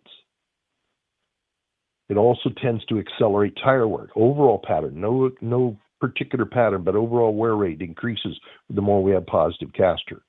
So we tend to try and keep the caster as low as we can. Now, the function of caster is to make the truck want to drive straight. And if you turn away from straight, it makes it want to return to straight. So we want enough return to center, so we need a little caster for that. But then as you jack it up higher and higher, the truck becomes rougher and rougher to drive. Gotcha. And one other term that we see also is thrust angle or square. Yes. Let's talk about that. It seems sort of self-evident, but let's go ahead and cover it. Okay, well, we're back to talking about a drive axle. When thrust angle is discussed, you have to have an axle with power in it. If the axle is perfectly perpendicular to the frame of the truck, then the axle is aimed dead straight ahead and you have zero thrust. If it's aimed slightly to the left or slightly to the right, then you have a little positive or negative thrust. If you aim the axle one way or the other, it's like taking a outboard motorboat and aiming the outboard motor to the left or to the right, and you get some counter steer out of the drive axle. So setting that correctly gives you the best handling. It also gives you some better tire wear on the steer axle. So if you've got your rig, you're bringing it in for an alignment, what are some of the recommended alignment targets that you generally would recommend for, let's say, the average, over-the-road dry van, pulling trailer, tractor? Okay, now the TMC RP 642 Guidelines for Total Vehicle Alignment gives recommended targets that are generic for all kinds of vehicles. And I was involved in writing those, and I have no argument with them as a general target, okay? Overall, if you go through different truck manufacturers, different tire manufacturers, different alignment equipment companies, you have different preferences that they've put in for various reasons. Now, if we're talking about what I personally prefer, I want the toe on the front a 1/16 of an inch toed in. That's pretty standard across the industry. I want the steer axle square to the front of the truck. If it's mounted crooked under the front of the truck, it causes all kinds of steering function problems and tire wear problems. I'd like the caster to be between 2 and 3 degrees positive caster. That gives me enough return to center, but keeps the ride soft enough that the driver doesn't complain every time he hits an expansion seam in the road. Camber is built into the axle. I'm not going to mess with that, so whatever the axle manufacturer says, that's what we're going to run with. On the rear of the truck, we want a slight cone. We want the front drive axle line just a 32nd of an inch worth of a shim to the left, and the rear axle just a 32nd of a shim to the right. That slight cone pushes the truck against the crown of the road, reduces our right pulls. We also want to measure from the frame to the outside of the drive tires on both sides and make sure the drive axle is centered laterally under the truck. Air ride suspensions can be off center, and there's a panhard bar that you can shim to center them, and it's important that they be put in the center. Right. And then, of course, if you got your trailer involved too, you got to make sure that the trailer has zero what we call scrub or parallelism, right? Because that's going to be pushing you down the road, and you may get that effect in the tractor. Well, the thing we found about trailers over the years, in my experience, is that because the fifth wheel plate is properly greased and the only connection between the truck and the trailer is the pin, is the truck really doesn't know where the trailer is. He just knows where the pin is. Now, if the trailer is severely dog tracking, now you have wind pushing on the side of the trailer, and you will get some steering effect in the tractor. But it takes quite a bit of that angle for that to occur. If you aim both trailer axles perfectly straight with the trailer sitting on flat ground, when you drive it on a cambered road, and all roads are cambered slightly to the right in North America, gravity will cause the trailer to dog track about 2 inches to the right, and the guy complains about a dog track. You put it back on a flat floor and measure it, so you know it's right. Well, it's on flat ground. So we tend to skew. Yeah, we skew both drive axles just a slight bit to the left on flat ground, so that when they're on the cambered road, it'll track straight behind you. Because chances are you're going to be on a cambered road. You're going to drive on them here. Now, the one other thing that we found over the years of complaints about dog tracking is if you have a 102 wide trailer tracking behind a standard tractor. All tractors are 96 inches wide on the drive axles. Right. This 102 wide trailer, the axle is 102 inches wide. If you drive it on a standard road and you put your drive tires on the fog line on the right side, the trailer tires are going to hang over 3 or 4 inches, and the guy complains it's dog tracking. Well, it's not dog tracking, just the trailer's wider than the truck. It's the configuration of the rig. Yeah, I can't fix that. Can't fix that. Got a narrower trailer. Nobody wants to do that. That's right. Yeah, that's right. So that's a great overview of all of the different things that you might want to shoot for when you're doing a vehicle alignment. And of course, you want to do a total vehicle alignment. Just don't concern yourself with the steer axle, because it's a system, as we talked about. Let's shift gears a little bit and talk about some of the conditions that you might see if the alignment or something else in the suspension and so forth is not quite exactly right. And one of the most common things that we see out there is feather wear. Let's talk a little bit about feather wear and what you can do about it, complaint, cause, and correction. Okay, feathered wear occurs when you slide a tire sideways. As it slides sideways, the road pushes the rib sideways, the leading edge gets worn off. When the pressure's off, the rib pops straight up, and you wind up with a sawtooth across the tire. If you lay your hand palm down on the tread, you slide it across toward the frame of the truck, and then you pull it back across the tread. If it feels sharp one way and smooth the other way, you have feathered wear. If you have feathered wear, you probably have an alignment problem. You got a 95% chance it's alignment. If you don't have feathered wear, your tire wear problem is not alignment, and you need to start looking at mechanical issues. That's the first cut I always get when somebody calls in and says they got a tire wear problem. Is there feathered wear? I don't know. Well, you better go find out, because that's the first cut. And then if that feather wear is on both steer tires in the same direction, that probably indicates a drive axle issue, right? That's exactly correct. That's the guy counter steering to fight whatever pull is in the truck. And so the tires, one side develops a smooth in tire wear, the other side develops a smooth out tire wear. If they're both smooth in, if they're both feel smooth sliding your hand toward the frame, that's toe in. If they're both smooth sliding out, that's toe out. And I don't have to worry about anything else. I just got to set the toe to get rid of that problem. If one front tire, go ahead. If one front tire feels perfectly smooth, I don't see any feathered wear, but the other tire has feathered wear. That means both the toe is wrong and the rear is wrong. So I have to fix both ends of that truck. Yeah, so you got a drive axle issue and you've got a toe issue in that case. That's correct. Yeah. Well, another one that we see a lot is cupping. So let's talk a little bit about what cupping is, what you can do about it. Okay, cupping is an inconsistent drag in the tire or a distortion in the tire. Okay? So, for example, we're having a lot of problems with the outside shoulder on the right front tire on trucks today. And it took us a long time to figure out what was causing it, because the toe was right, the rears were right, the camber was right, everything was right, but the outside shoulder of the right front tire was wearing. They've developed steer axles now that will turn sharper than anything we used to run in the past, back in the 90s. When you turn the right front tire out far enough, past 40 degrees, the steering arm behind the wheel swings in toward the axle, and the tie rod loses control because the steering arm and the tie rod are in line with each other. Now, the right front tire is up on its outside shoulder. It starts wiggling because it's not under control, and it starts cupping. Then as you drive, that cup eats its way around the tire. The only solution we found for that is we need to restrict the turns to the right by changing the steering stops or the poppets in the steering gearbox. Once you can see a cupping in a tire, you cannot stop it. It's going to continue to eat the tire up. So you have to prevent these irregular wear patterns in order to save your tires. Yeah, this is not something that rotating your tires or any of that's going to help. Once it sets up, it's going to keep on going. That's exactly correct. And I can explain the mechanical reasons for that if you want to go into it. Yeah, and I imagine there's some other issues too that can contribute to that, like if you had a loose kingpin or maybe the wheel bearings are out of adjustment, but primarily it's just as you described it. Or a balance problem. If you're imbalanced in the tire, it's going to start cupping. Oh, there's all kinds of things that create cupping. Improper inflation causes cupping, okay? So there's lots of stuff that'll cause it.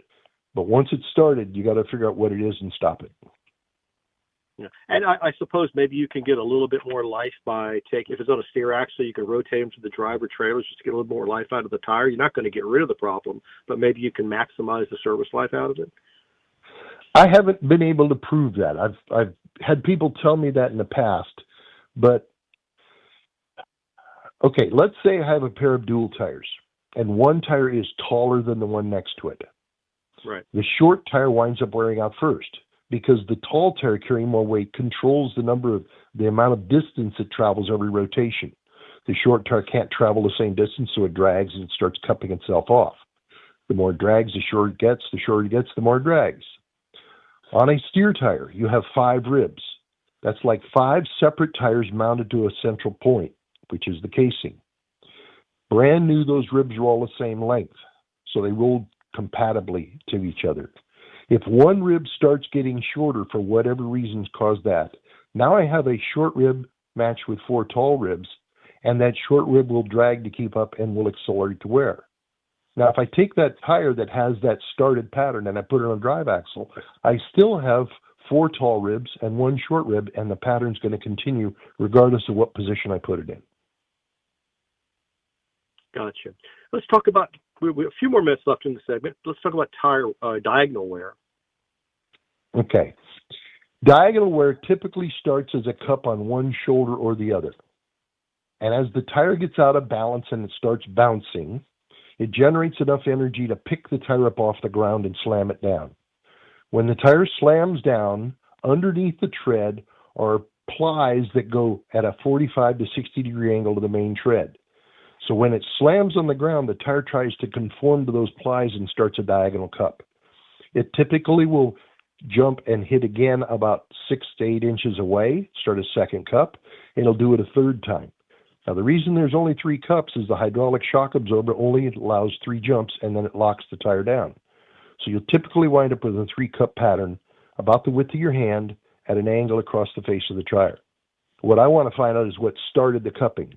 Was the wheel bearing loose? That caused it. Was the tire out of balance? And that caused it. Because the diagonal wear is not a problem in the tire. It's a problem that was caused to the tire. And is there a way to correct that? Prevention. It's all prevention. You've got to figure out what caused it so that the next tire doesn't do the same thing.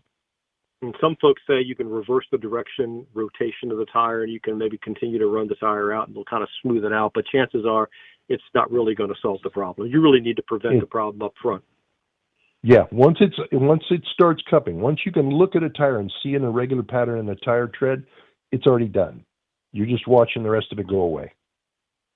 Well, Mike, I think we're just about at the end of the time for this segment. I'd like to thank you so much for joining us on the program. Any final thoughts before we wrap it up and give it back to Jimmy Mack? It's always a pleasure to come and join you guys, and I'm interested in this new format, see how everything goes. Hey, I got to tell you, by the way, the only person I actually trust to kind of run their own segment and land the plane properly has got to be the Braz. Big thanks to Robert Braswell. Thank you, Robert, from the bottom of our hearts for getting the gag and getting the game and being a part of this as we head towards episode 1000. Thank you, Robert. Next week, we're going to be joined by Alan Schaefer. We're going to talk about the future of diesel on Tech Talk with TMC.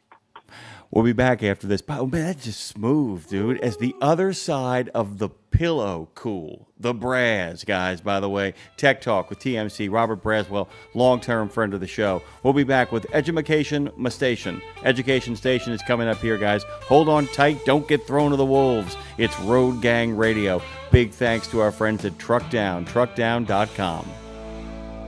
Check out the new over-the-top lineup at participating Country Pride and Iron Skillet restaurants. 3 gigantic sandwiches loaded with flavor. Try the chicken parm stack, the big country combo, or the ultimate smash melt. The ultimate smash melt. 2 delicious smash burger patties, surrounded by 2 grilled cheese sandwiches. 2 sandwiches in 1. Visit your favorite Country Pride or Iron Skillet restaurant and come hungry. Available for dine-in only at participating Country Pride and Iron Skillet restaurants inside TA or Petro Travel Centers. Want to reduce emission systems maintenance costs? Max Mileage Fuel Catalyst is the answer. This advanced solution promotes a longer DPF lifespan and lets you enjoy fewer regenerations by reducing your soot output by 60%. That means less downtime and more time on the road. Keep your system clean and efficient so you can focus on what matters most, getting the job done. Make the smart choice for your vehicle. Head over to PittsburghPower.com to order yours today.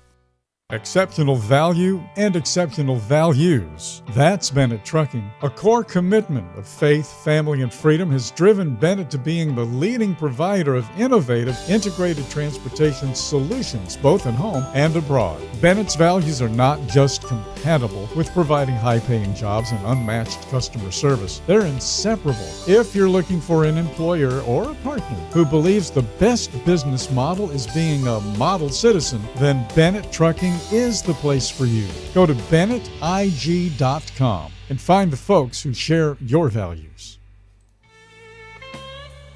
Well, this is Road Gang Radio, and you're riding shotgun once again with the man Jimmy Mack on this edition of Education Station. Hey guys, big thanks to our friends at Fastport for making this studio happen. They solve America's toughest recruiting and workforce challenges through their research, their technology, but most importantly, their people. From registered apprenticeships to veteran readiness, you can learn more at fastport.com or nationalapprenticeship.org. Andrew, you got to help me out here. I want to make sure I get it right. I always kind of make sure I do, and because we're in the middle of a new format and figuring stuff out, we didn't get a chance to connect. It's Bither, correct? Byther. Byther. Fantastic. You see, I do it wrong, and that way I'll never get it wrong again. Andrew Byther, by the way, director, owner of Advanced Career Education. Go to advancedcareeredu.com to find out all about this wonderful program from a guy who actually has a great deal of experience. Welcome to Education Station on Road Gang Radio, all part of RadioNemo's network of wonderful shows. Let's talk a little bit about you to kind of begin this, because, you know, this ain't a case in trucking. It ain't a case of those who can't teach. Those who can teach. Often those who can often can't teach. That's a skill you figure out later. Take us through your own background to get us up to this point. Well, yeah, my background, my family's been in this business for years. My uncle, he owns a school in Northern California, Las Vegas, and then my father owns a school in Southern California. I moved out to Texas about 5 years ago to start my own school. Been doing this since I was 18 years old, got my CDL at 18. Worked for my dad for quite a few years, kind of worked my way up into the system there as instructor, then supervisor there, and then came out here, started my own school, became a director of my own program. And like I said, this has kind of been in the family for a long time. I kind of wanted to dig in, given your background, because I've always said I don't believe that those who can't teach. I think it's the opposite. Many who can can't coach. Many who can can't teach. That's a very distinctive and different skill. And if you find that you have both, it's a real sweet spot.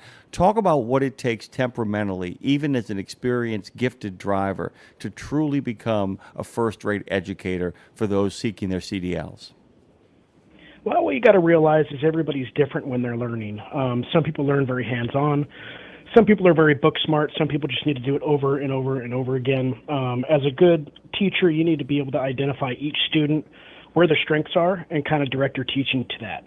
Having a format where you just teach, a group of 15, 20 people the same exact thing, it may work for 90% of the people, but then 10% are going to be left behind. So I find the best instructors are the ones that are able to kind of adapt and move towards a different style of teaching for those different type of drivers where their brain just learns differently. And that's something too, when you get a class of 10, 15 people and all seem to be kind of getting it, you've also got to, as a teacher, begin to be able to spot those who can't but have potential. Because that may be the biggest failure that often a lot of schools engage in. It's not so much that they can't teach a certain way. They can do a pretty good job of it. It's when 3 or 4 people leave the class and leave trucking entirely and could have been real contributors to the overall health of the logistics and transportation industry, correct? Absolutely, yeah. Especially when I have students coming through, I can usually identify like, hey, that guy would be a really good teacher in the future. Actually, my lead instructor right now is a student that I had 5 years ago. He just learned everything really quick. You know, he grew up with kind of heavy equipment, just a good guy, thought he had a really good temperament for this type of job. He went and drove hauling glass for 3 years.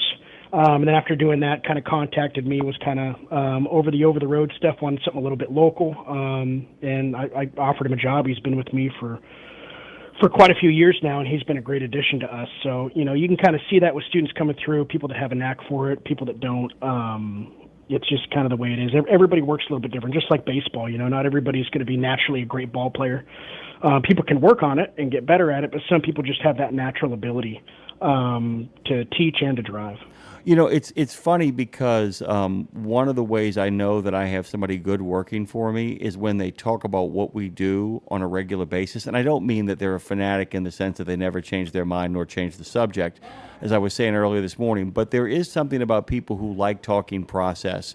And one of the things that I found that makes a good trainer is that he or she likes talking about all the particulars and likes to get into the weeds. But this is the second part of this, though. You have to also be a really good listener. So when you're onboarding somebody as a trainer, that's something that can be taught. But I'm always curious to how people teach people to actually, as a trainer, to be a good learner. Yeah, you know, and that's tough. I struggle sometimes because I'm really, really picky with my instructors. Out there, we have a culture here at Advanced Career where we want everybody to learn and do really well, but I really don't like the drill instructor type of instructors out there. Right. I want the students to have a good time, but at the same time, I want them to learn everything and become a really, really good driver out there on the road. So onboarding instructors, I really look at temperament, how I feel they're going to treat the students out there, because it's hard. You know, you get mad at people because they're struggling with what they're doing. You got to realize these are students. They don't know what they're doing when they're walking the door. We've got to teach them what to do. So it's always a struggle hiring good instructors. Right now, I got to say though, our staff is really, really good.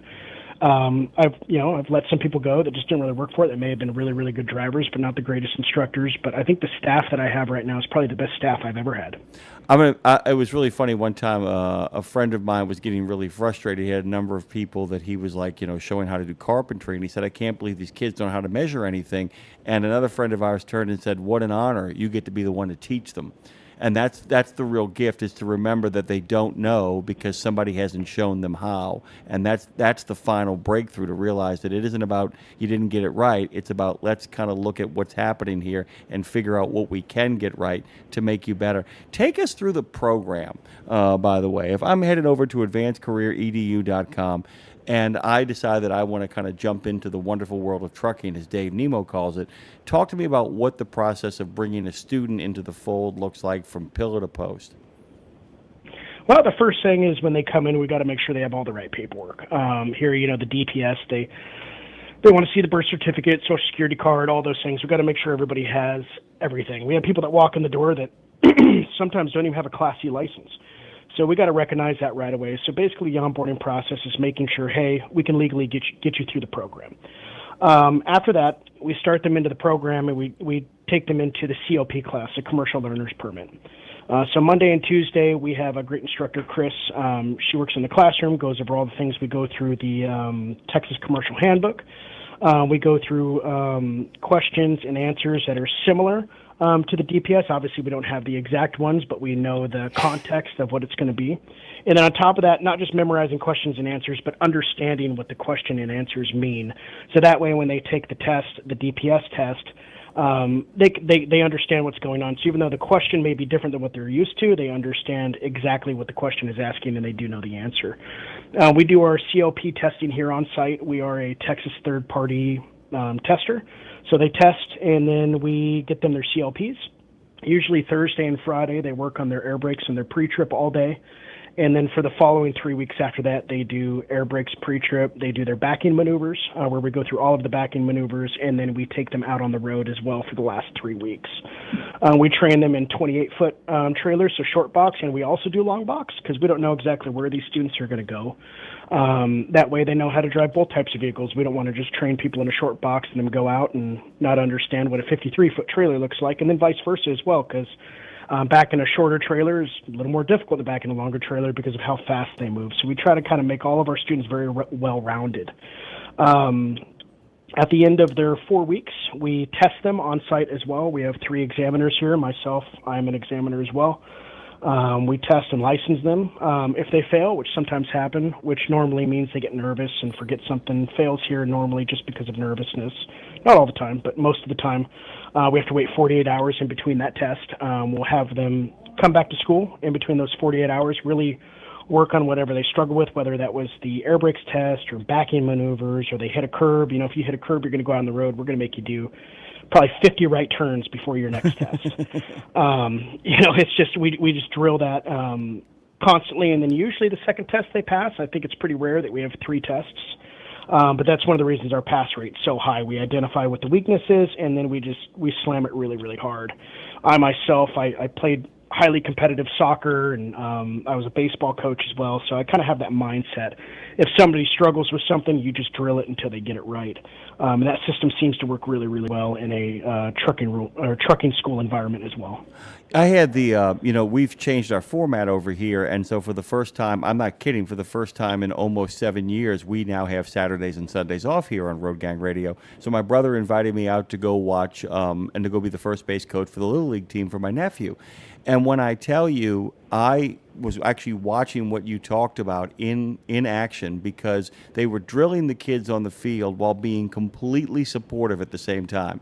They never forgot that those kids were supposed to have a good time while repeating over and over again, hands on your knees, guys, watch the ball, pay attention to the game, stand in the right place, but at the same time, never forgot to be like, great job, way to go, getting better, and all that kind of stuff. And it really is that drill, when mixed in with a sense of fun, really makes the difference, doesn't it? I mean, it's like you don't want to back off from hard work. You just don't want to turn it into grinding, begrudging work, correct?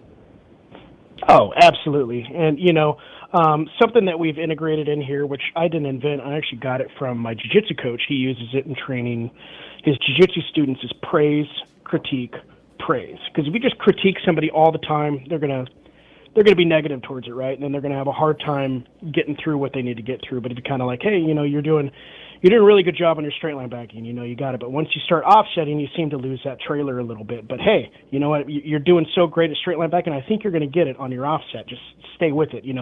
That praise, critique, praise is just kind of a psychological thing that seems to help a lot with students. I've kind of told all my instructors to do that. They have been, and that makes, happy students, so they say really good things about our school. I'd say about 10 to 15% of our business coming in is students that have graduated telling their friends or family, hey, you need to go through advanced career education. They did a really good job with me, So that's really important to me, and that was like a really, really cool way of teaching students that works so well, and it also works in athletics, So I feel like coaches make really, really good truck driving instructors, if they're a good truck driver, because that same mindset floods right over into the trucking school. Well, I have to tell you, and I'm actually going to stand by what you said as well, too, because there's another component to the praise, critique, praise thing, too, is that it means the instructor begins with the idea of what's working here, and often by actually highlighting the praise of what's working, the solution to what is wrong presents itself, where it's almost a matter of we've got to export what is going right here into what is not quite where it needs to be. And that reinforcement, they begin to ask themselves the question, okay, what was I doing right there in regards to mindset, approach, and then they apply it. They apply it to the critical area of correction, and they end up solving the problem because the praise of highlighting what they were doing right becomes the tool in which they fix the thing that's wrong. Is that your impression of what's happening? Absolutely. Yeah. I mean, I've always kind of done that in a sense, but kind of hearing that from another coach and then coming up with a system, we even have it on paper that's the way I want things to be done. But yeah, absolutely, it's psychological for the student. And like you said, I mean, if you just pound them with it's negative, you're not good, you're really struggling with this, you're continuing to struggle. People just kind of drown things out and they never get it. That everybody's got things they're doing right, and you need to highlight that, but then you need to critique so we can make that correction on whatever the issue is, because at the end of the day, we want everybody to pass and get a CDL. And then on top of that, we want them to be really, really good drivers out there. So we want them to get through it. We want them to have the confidence to know that they are good at this. And that's just kind of the culture that we've built here. It's funny because I know you're a baseball fan. I don't know if you're a football fan, but two of the great coaches, college football, of course, Pete Carroll and Joe Torre for the Yankees, both of them actually applied that, because you literally have a USC team that struggles for the better part of a decade, and then Carroll shows up with his rah-rah, everybody's a winner attitude, and then Torre shows up with his quiet sort of presence that always reminds people about what they're doing right. And both of those strategies end up creating really amazing dynasties. And I think in many ways, there's a lot of people who are applying these techniques in all areas of both sports and industry and finding they're getting great results. And we're not talking about being Pollyanna. We're not talking about holding people's hands in a way that everybody gets a trophy here, because there is in the middle of that structure you talked about, a real focusing on what's wrong. But it's about going back and figuring out what's right. I wanted to ask you, and there's a lot of stuff you unpacked in your procedure that I want to kind of get into here. The first of which is you guys don't teach to test. You teach to understand the test. And there's a distinction there. Do you follow what I'm saying? Because it's not about here are the questions and here's how you get them right. It's here is why these answers are right. And there's a difference between the two, correct? Absolutely right. Yeah, I mean, if you're training people just to pass the bare minimum of the test, they're going to go out there and say he goes out and he gets a job with Pepsi, for instance, right? So he passes his test, he gets a CDL. Excuse me, it's all legal, right? But then he goes to Pepsi and he's not really that good of a driver, because we just trained him exactly how to pass a DPS test, not to actually drive your truck. Pepsi's going to ask, hey, where'd you get your license? Oh, I got my license from blah, blah, blah. You're not going to have a good reputation. So that's really important to us. We actually just had a student, I'm going to look at my phone real quick, excuse me. He messaged us yesterday. We're going to post it on our social media page. I say Pepsi because that's who he's driving for. So his name's DeAndre. He said, I was one of your students who went to the class last August. I thought this would make a good postgraduate story. And he got driver of the month already for the first, he graduated in August. He's already got driver of the month for 2 months with Pepsi. I'm just making sure this is correct, so I'm not giving you wrong information. But won driver of the period his first 2 months driving on his own.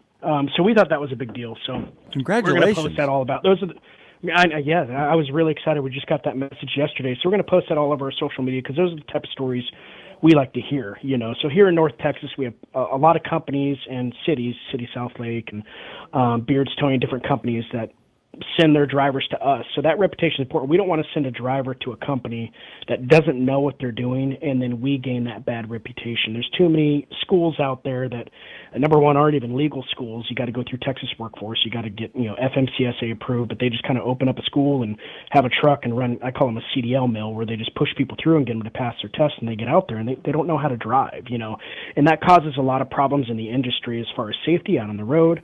And companies, they have a hard time. Their insurance rates go up. So that's definitely not who we are and what we want to be. So we really put a lot of time into our students for the reasons exactly what you said. Well, and the other thing is, too, like I said, and having tracked your methodology and how you kind of approach this, if, in fact, you're teaching to understand what the test is asking, when you finally get to the point in the way you kind of structure the curriculum where you're actually out there on the road, that kind of teaching is highly effective, because my father taught me how to drive, and this is a stupid example. It's such a simple one, but he was the first to tell me, do not park by a stop sign. He said, and I was like, well, you're just telling me that? He said, no. He said, the reason is if you park by a stop sign, you're preventing the person who's driving up to the stop sign to be able to see what's coming down the street. And the first time I was driving down the street and I saw a car parked there by the stop sign, I slowly crept out and really leaned my head out to see if somebody was coming. If I had ignored it, I would have gotten T-boned. I would have literally gotten smacked on the side. And the ability to know why something is happening makes such a big difference. It's not just a matter of knowing how to answer the question, it's knowing why you're answering the question. The follow-up I have to that is, do you guys in the classroom begin to track anxiety? Because you get them on the track towards the end. Do you see students who are doing well in a classroom, but you can see in their face they're nervous about getting behind the wheel? I mean, I'll be completely honest with you. We have students that completely shine in the classroom, get 100% on all the tests, like crazy, crazy good, and then get out to the truck and then are anxious. They're book smart. That happens quite a bit. So I'd say in the classroom, it's pretty hard to identify that in the classroom because they could do really well in there, but once they get behind the wheel, we put them behind the wheel pretty quickly after they get out of the classroom. So, it's hard to tell in the classroom, but I'll tell you that once they hop in that driver's seat, I can tell within the first 3 minutes what I'm going to have for the next 3 weeks of the, 3.5 weeks of the on the road and skills training. And you can work through that, but sometimes, it's pretty rare. I'd say we get pretty much everybody through. But there's that 2 or 3% where it's just not for them. We do our best with them and we stick with everybody, but there is that rare case where it's just like, you're dangerous. We'll let people know, and I've been wrong before because we'll give a warning, say, hey man, you're just so anxious, you're so nervous, you're kind of a danger on the road. We'll be very careful where we take the people. There's an area that we call the shifting range where there's 2 lanes and hardly any traffic. We're over in Mansfield, Texas, so we're kind of an industrial area. And I've thought that people wouldn't be able to get it, and I kind of have that talk with them, and then three or four more drives later, my instructor comes back and say, hey, man, this guy's doing a lot better, and sometimes I'll take him out and double check. As the director, that's my job, and I've been surprised before. But we always do our 100% best, 110% best to get everybody through, to keep things safe. But, there is that rare case. I wanted to also ask you, in the time that we have left, Andrew Byther joins us this morning. He's the director owner of Advanced Career Education. Go to advancedcareeredu.com to find out more. It's a great program, by the way. I also want to talk about forging partnerships in the community, because a lot of people still to this day don't understand that, some people go on for an over-the-road driving job, but so much of when you have a location, you are teaching people how to drive in that location. You are supplying a need to an area that needs it. How do you forge partnerships with local businesses and carriers and small carriers that might be in your neck of the woods? I'll be honest with you, we get contacted. We really don't reach out to companies trying to forge these partnerships, but what happens a lot is we'll have a graduate go get a job with whoever. This has happened with Beards Towing. This has happened with Lewis and Crane. I could go on. We got maybe 25 or 30 companies where we'll get a call and they'll say, hey, this driver's this driver's the highest really good. praise, by the way. That's the highest praise, by the way, Andrew. That is well done. And and I love it. When I get that, it makes me real happy. And they say, hey, we got a few guys that are working in the warehouse that want their CDL, and they'll send people to Badger's another one that sends us a lot. Badger Night Day Lighting Company or Night Lighting Company, whatever they do. But that's exactly what we want. So I'd say majority of our partnerships that we forge with different businesses is from our graduates working for that job, and then getting contacted by a supervisor where they'll want to sponsor their own students coming through. So that's what we look for. I think reviews too, Yelp, Google, whatever it may be. These companies, they scour the internet, and they're not going to go with some school that's got 100 2 or 1 star reviews. So making sure, again, that's where the critique praise comes from. When you treat these people really well and they like your school, they speak good about you, the companies, they will just reach out by themselves. And that's what's happened for us and made us successful here in North Texas. Well, it makes a big difference when the Pepsi Corporation actually is able to say that your driver is driver of the month 2 months. 2 months over the course of the limited time they have been there. It makes a big difference as well. I also kind of was curious in regards to what you're seeing in the classroom. I mean, I know you guys get a big mix of people. Is there a trend these days of a particular kind of person that's coming in? And given the variety of students that you often get, how do you accommodate people who often are driving very far to get to you, have demanding jobs that they're trying to get themselves out of to have a better career path on the road? Man, I'll tell you, that's one thing I love about doing this. We get people from all walks of life. I've had doctors in here that are trying to change their careers that maybe are retiring and just kind of want to do something and go over the road. We've had people that have just gotten out of prison coming through here in the same class. We've had guys that don't want to be a cop anymore. That's in this, everybody in the same class, you know. So you get people from all walks of life. As far as people driving far in Texas, I'll be honest with you, there are a lot of schools. So I've been pretty confused sometimes. We've had a couple students, not a couple, we've had quite a few students come all the way up. We're in North Texas, come up from Houston. I had a guy that was, you know, sleeping in the back of his truck, and I don't know why. I told him, hey, man, you need help getting a hotel room or something? He, you know, he's country boy. He didn't mind sleeping in his truck, you know, drove all the way up from Houston. So get all different types of walks of life, people that come up from far away. Which is interesting to me considering how many schools there are. But people stay in a hotel. That's a nice thing. We're in Mansfield, and we've got a lot of hotels here that aren't that expensive. We even have companies. ADS is another company that sends people up from Houston, and they put them in a hotel the whole time. So all different walks of life, all different types of people.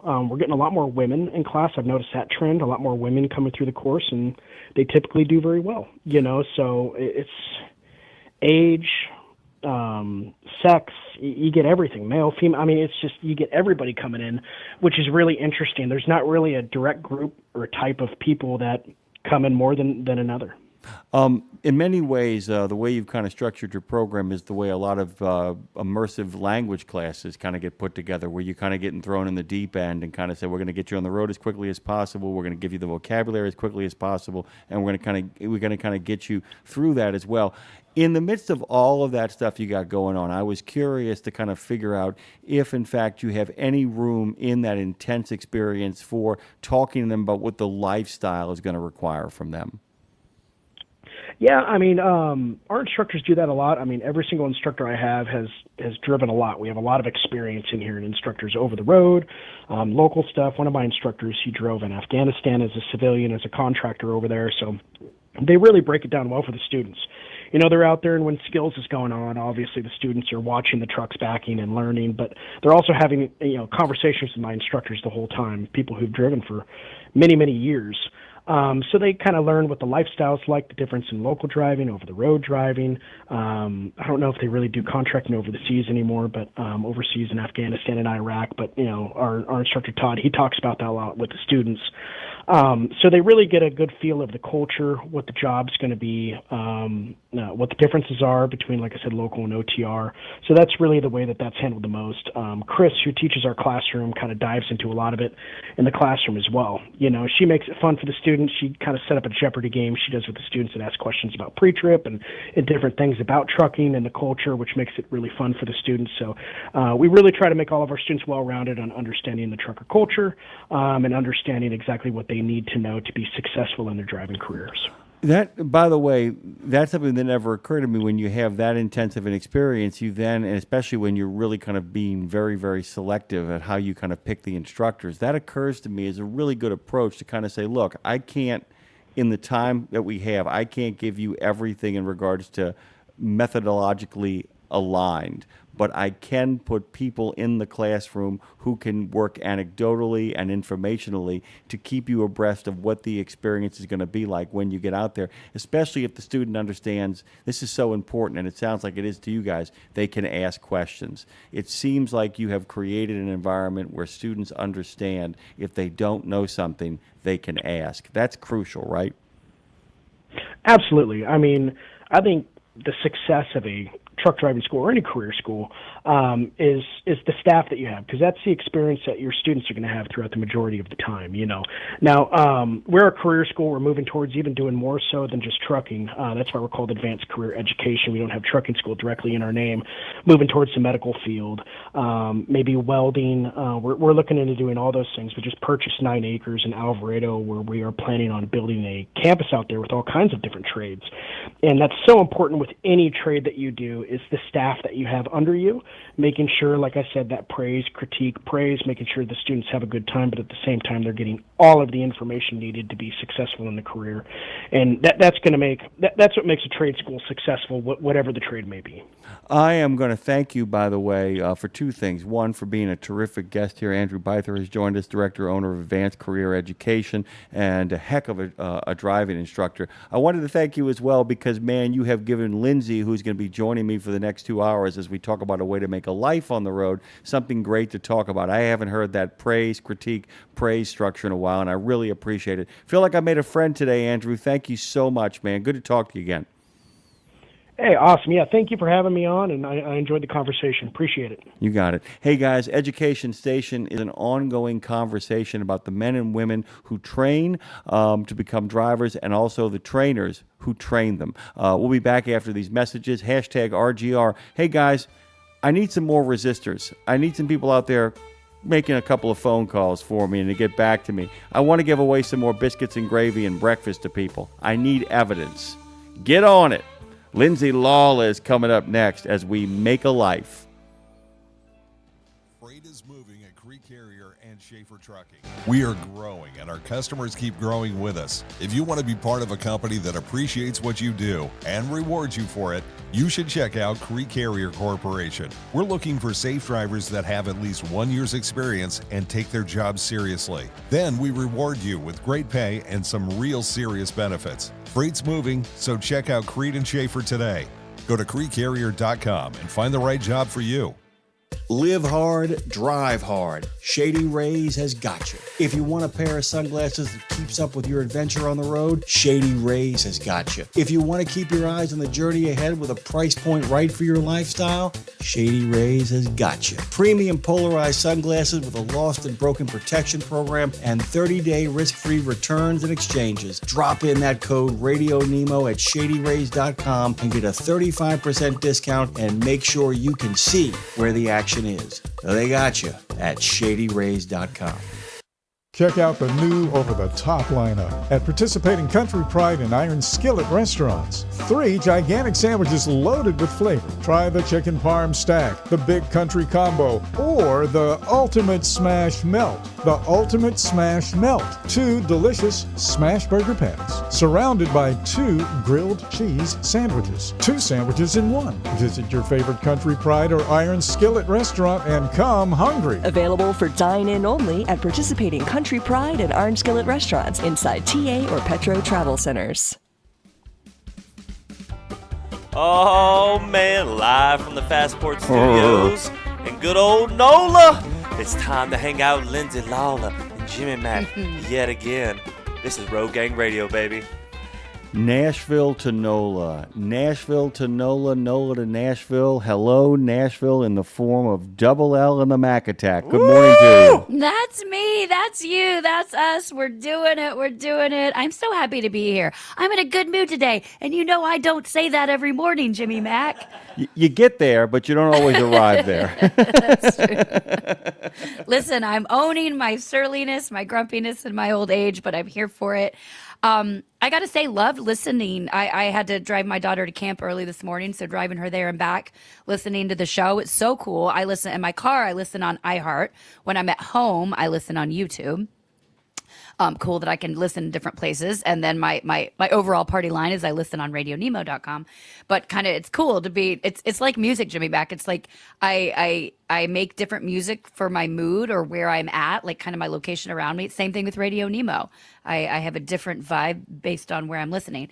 Anyway, listening to y'all this morning was really cool. And something Andrew just said on Education Station I thought was so neat. I'd never thought about the way he said it was so simple, but it landed for me. The idea of, he said, we have everyone from former doctors to former inmates here learning to drive a truck. And I thought that as well with, like, we talk about women who have raised their kids, Jim, and then gone on to find a career in trucking, have their like second life. And I just think that was so inspiring to hear that. Be like, whether you've already had a career as a physician, you've spent time in jail, or you've raised kids and now you're looking what to do next. Trucking is for you. It was such a reminder. Trucking is for everybody, and it's such a way of life. And I just thought that was really neat. So good morning to you, and thanks for keeping me entertained on the road before I got here, boys. Well, I have to tell you, Lindsay, it was great talking to Andrew. And that was another thing that he said, the idea of having a coalition in a classroom where one guy could give you CPR, one guy could actually write you a ticket, and the other guy could break you out of a cell is just kind of terrific. I mean, Yeah. in regards to having a real coalition of folks. One of the things about Education Station that I have really loved is the number of people that I have met. And of course, why are we surprised, since so many of them come from an organization that's either run by Andy Polikoff or run by Martin Garci. I mean, the majority of the folks that we talk to, either from the CVTA or the National Association of Publicly Funded Truck Driving Schools. So these are really quality people coming to us. But the number of them, Lindsay, you talked about those moms who become over-the-road truckers, or those people who work, essentially hour-wage shifts at like fast food restaurants or box stores and all that, who want a better life. The accommodation, and this is genuine accommodation that I think is really amazing, that they do for people in regards to knowing that so many of these moms, Lindsay, will drive great distances to get to that schoolroom, will often be coming from Moms will go the distance, all right. Yeah, exactly. Moms that'll be coming from a great distance, people driving 25, 35 miles to get there, and having come from either a full-time mom or a full-time job, like working over at Burger King, working at McDonald's, working at Walmart, and they have to get off that shift and then go to these classes, or they have to schedule their lives in a way that gives them the proper amount of time off while at the same time not taking food off of their table. And the awareness of this is when people should have accommodations. We talk about the idea of accommodating this and accommodating that, but this is really crucial that people accommodate the people who really want to make the effort to go the extra mile, if you dig where I'm coming from. I dig where you're coming from. I like this full-time mom. You said I started thinking of full-time mom, part-time lover. No, there's a trucking song in there. I'm not sure, but I do dig. But it made me think yesterday.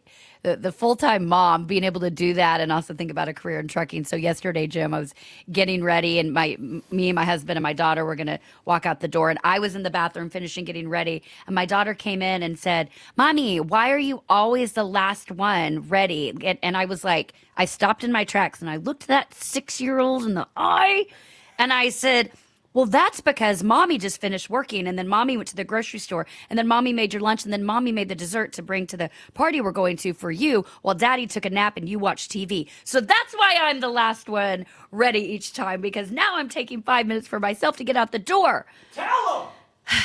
And then I was like, oh, you're 6. You don't understand a word I just said. Here's your peanut butter and jelly sandwich. I threw it at her, but I gave it to her. Smack, and then it ran down her face. Yes, Smack. exactly. Love you, mean it.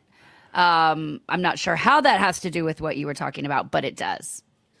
By the way, it does. It does because basically out there is somebody who's hurling a peanut butter and jelly sandwich at their child and then jumping in a car to drive across town, sometimes drive to the exurbs to actually join a CDL program because they want to give their daughter a better life. And see, that's why I love this show. I can say stuff that doesn't fit in at all and look at you and be like, make it fit, Jimmy.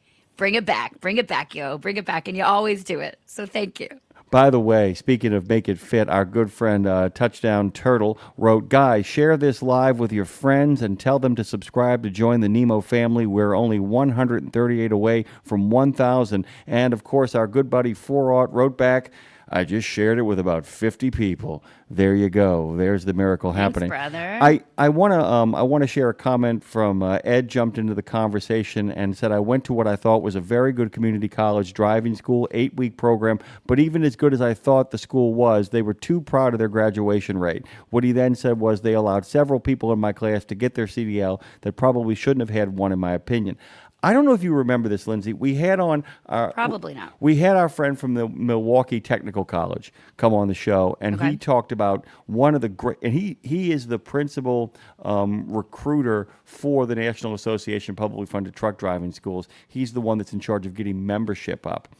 He talked about it that the great dilemma a lot of the public schools face is they get federal funding. Some of the CVTA schools get federal funding, and the higher their graduation rates are, the more money they get. So it puts them in this awkward position. And I can get into all kinds of details that have nothing to do with trucking about the state of education and how we can reform it.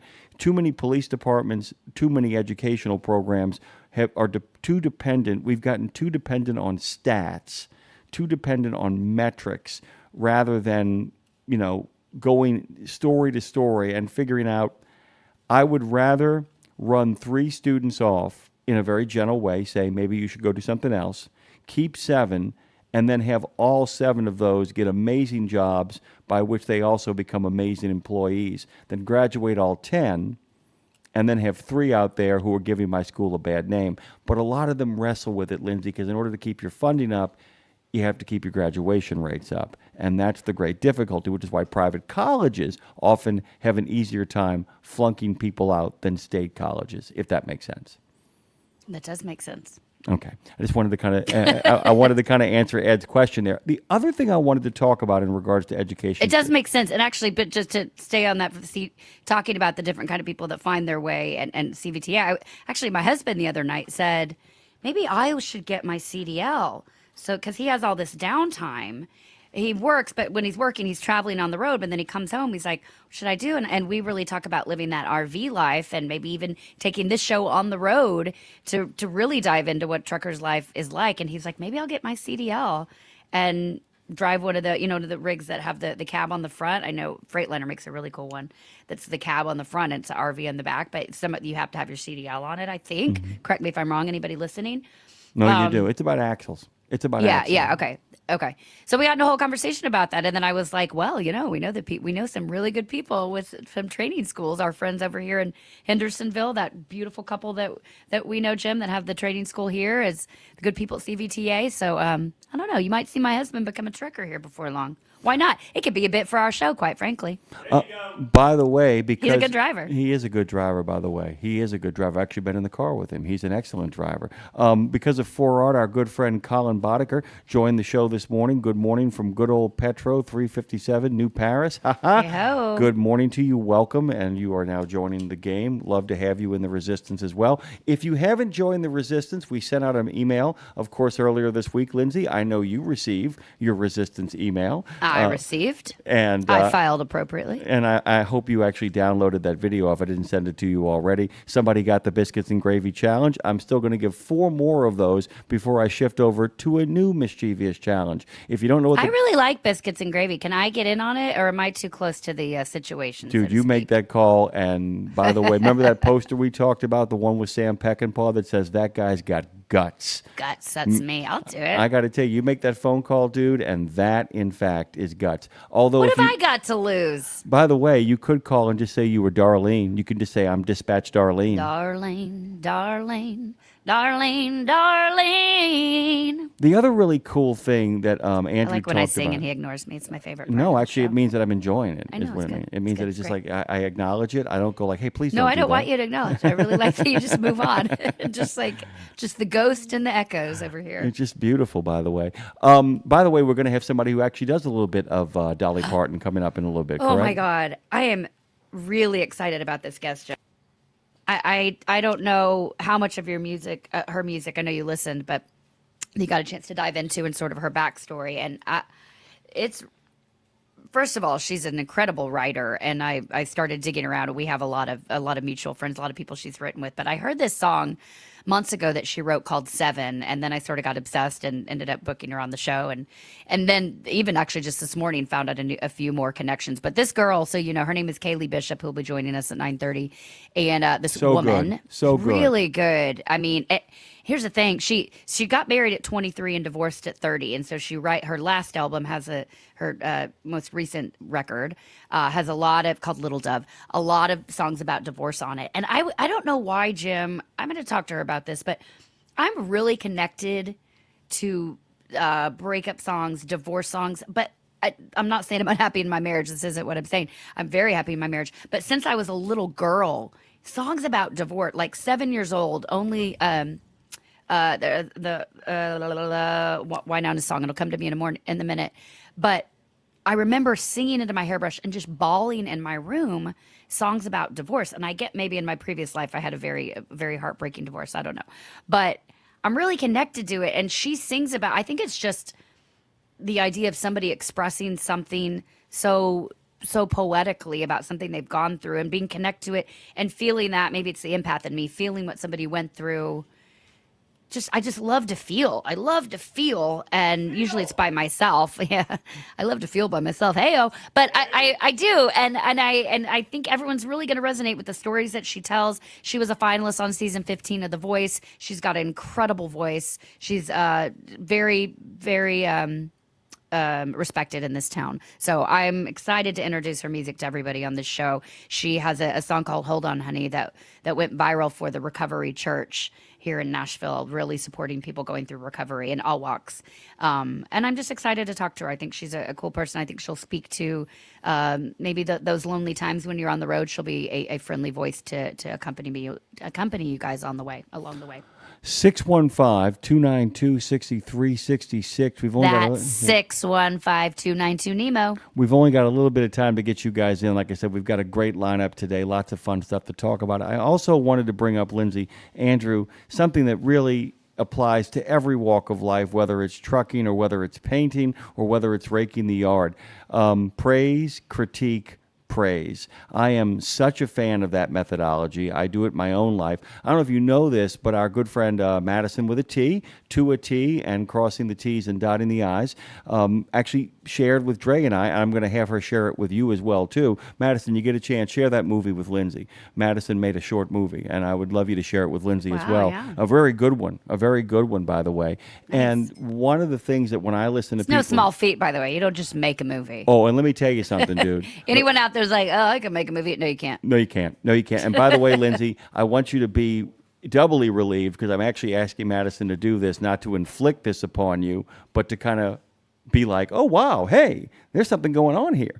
And it made me remember as I watched the movie, as I listened to songs, as I watch people drive, as I listen to people try to be a good phone caller here, is to kind of be like, okay, what are they doing right? Is the first question you always want to ask yourself if somebody's looking for feedback. And by the way, do not walk over to people and offer them your unsolicited opinion about the work they've worked on. A lot of work went into that. If they invite you into the process, that is truly an honor, by the way.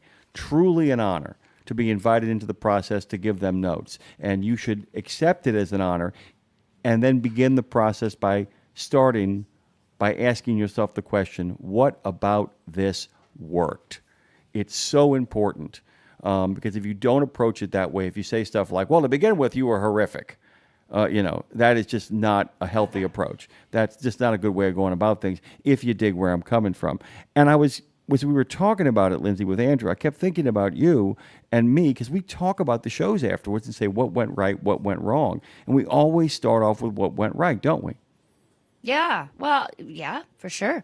We come up, we say, I mean, I think we start sort of with that overall energy, like as a whole, because it's one thing to go back and go back through little things, but it's like what as a whole, what was the vibe for today? That for a truck driver can be like when you get out of the cab at the end of the day, as a whole, how did I feel about my day? Then we can go back and break down the positives and the negatives and what happened, but sort of like, taking stock of overall, how do I feel about that day? And hopefully 9 times out of 10, you'll be more glass half full than the other side.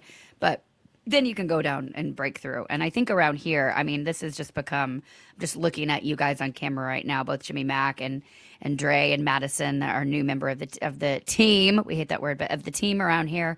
And it just feels like a grow. And listen, when I say the team, I'm including these people that are commenting on YouTube right now, the people that are following us and commenting and posting, the people that are making the calls, like everybody listening, you guys are a part of our team. and this is a relationship we're in. You know what I mean? And so I think that's really exciting. The artist we have on, Kaylee Bishop, about to join us. We have another great. We have an author / firefighter woman joining us who is Wow. a bad freaking ass who will be on at 10 o'clock today. BFA. Hold on to your BFA. Hold on to your pants because she's badass. I don't know what that means. How that go together. Hold on to your ass because she's a bad one. But really cool, like power women on the show today, by the way, self included. Thank you very much.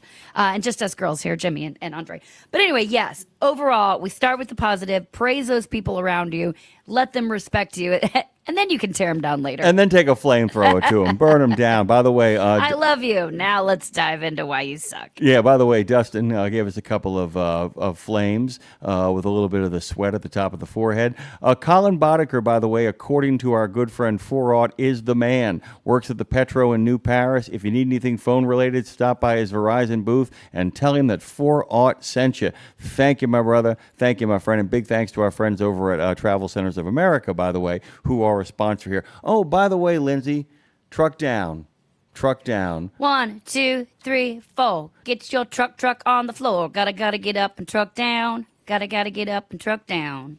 50 states, 8 provinces. Connect those dots on the map. If you are looking for a service provider and you find yourself in a pinch, if you have the app at truckdown.com, they can get you out of the ditch and back on the road. We got a phone call, Lindsay, coming in. Who it be, Phone Master Dre? Ooh.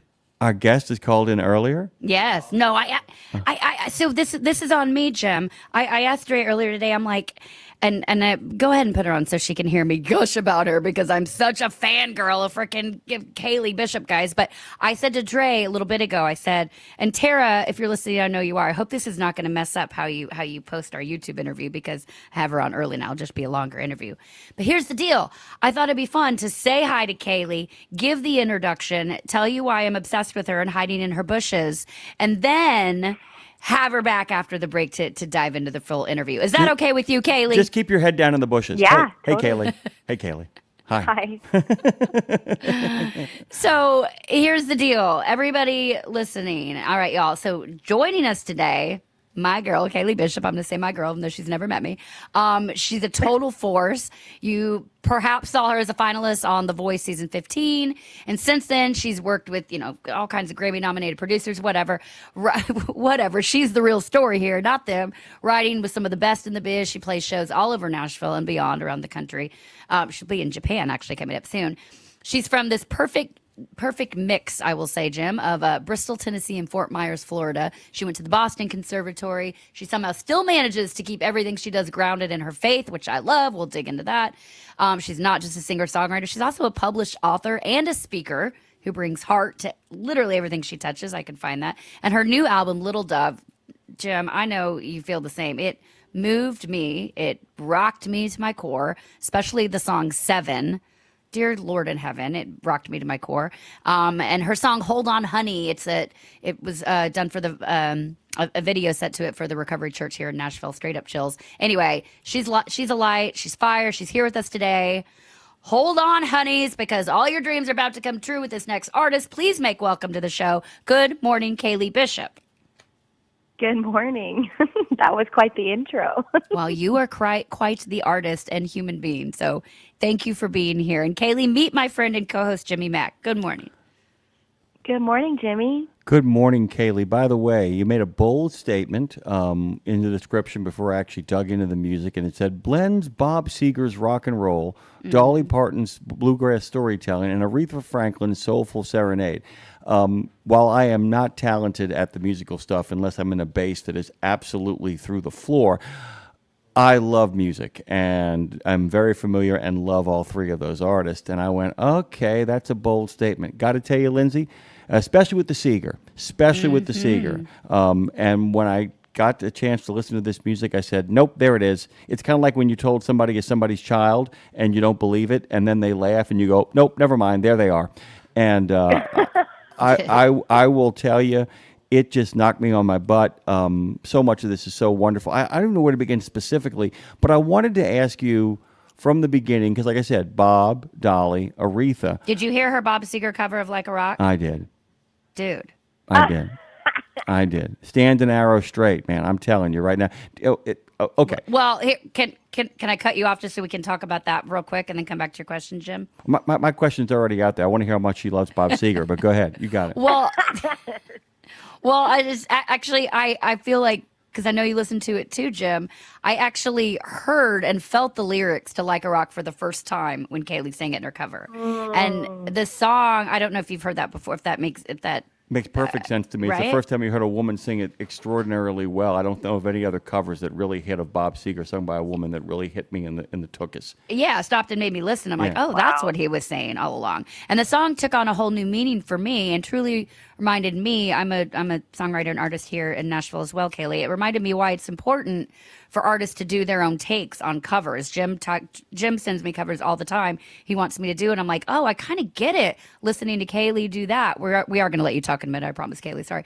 But it's how important it is to do, take on covers and both honor the ones that have inspired us to not only consume art, but to make art ourselves, but also to put our spins on it and express it. It's the ultimate compliment to other writers and artists to do it. So I think it only expands us. So let's just start there, because we're talking about the Bob Seger cover, Like a Rock. Because you wouldn't hear that version, his version, and think, oh, that could be a really tender, heartbreaking, bold, badass cover. And you heard that and cut through. Why? Yeah. Well, it was December of 2020, I believe, and I was painting the porch of my divorce house. I was moving out of this house. I'd already moved out, and I was fixing it up to sell it and put it on the market. And there was it was pretty palpable. I mean, painting the house that I was trying to build a life in. And I remember that day, it was an eerie December day because it was like 60 degrees, and you can't paint in less than 50 degrees because it won't dry. And we just had a random warm day. And I'm like, okay, we're painting today.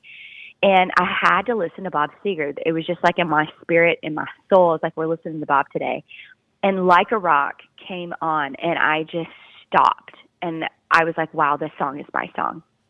So it wasn't even about like, oh, I want to put my own take on this tune. It was like, this is my song now. That's what it felt like. And I knew I just had to bring it to life somehow. And so it became like a little North Star, a little dream. I was like, when am I going to do this? Finally put the band together to do it. And when I went to the studio, I cut a couple other songs that I'd really just fell in love with and wanted to make my own. And so the whole record is out. It's called Live at the Chapel. But anyway, the Bob Seger one, that's definitely the one people go back to, I think, because I think my heart and soul was just in it because it felt like mine. Wow. The difficulty of Seeger in regards to not the songs themselves, but to capture the spirit of what he does is that few people most songs that are nostalgic are full of nothing but regret. Most nostalgic songs are like, I'm looking back on something that can never be recaptured. But whether it's Against the Wind or Like a Rock or Night Moves, there is a nostalgia, but there's also a sense that I'm going to be okay that runs through Seeger's song, that there's a future ahead, and you think about Roll Me Away, took a look down a westbound road, right away I made my choice. Yes, I'm sorry I dropped off the girl in Mackinac City, but at the same time, I'm going to keep on rolling forward. That's the thing about getting Seeger right, and that's what makes your cover so good. It's not just a sense of, man, I was 18 and now it is all changed. But you know what? I'm going to be okay because I'm here. Am I making sense? No, you are, because it is that nice blend. I mean, if it was just melancholy all the time, people wouldn't revere him. They wouldn't be drawn to his music. People naturally need hope. They are drawn to hope. And that's what I love about Bob. Like, his lyrics are so authentic. It's his voice coming through just in the cadence of how he puts every lyric and every note, but it's also the storytelling of it, that, like you said, the perfect blend of nostalgia, but also I'm not living in regret. I'm celebrating who I was and how I've grown to be who I am now. I want to bounce one more thing off of Kaylee here before we get to our next question. And by the way, like in Against the Wind, that magnificent song, it's in the middle of the song that things go terribly wrong. If you listen, and my brother pointed this out to me, at the end of the song, he's kind of gotten things straightened out. There's a real sense of, okay, that time period when I was surrounded by strangers I thought were my friends, and, I wish I didn't know now what I didn't know then. All of that stuff Yeah. is beginning to resolve itself. It's as if, look, life moves on, and I love the life that I have, but I'm never going to let go of those memories. Just Yeah. unbelievable. Unbelievable. Well done, by the So way. It's a good. gorgeous cover of that song. Gorgeous. And it gets the Thank spirit you. right. Gets the spirit. Good.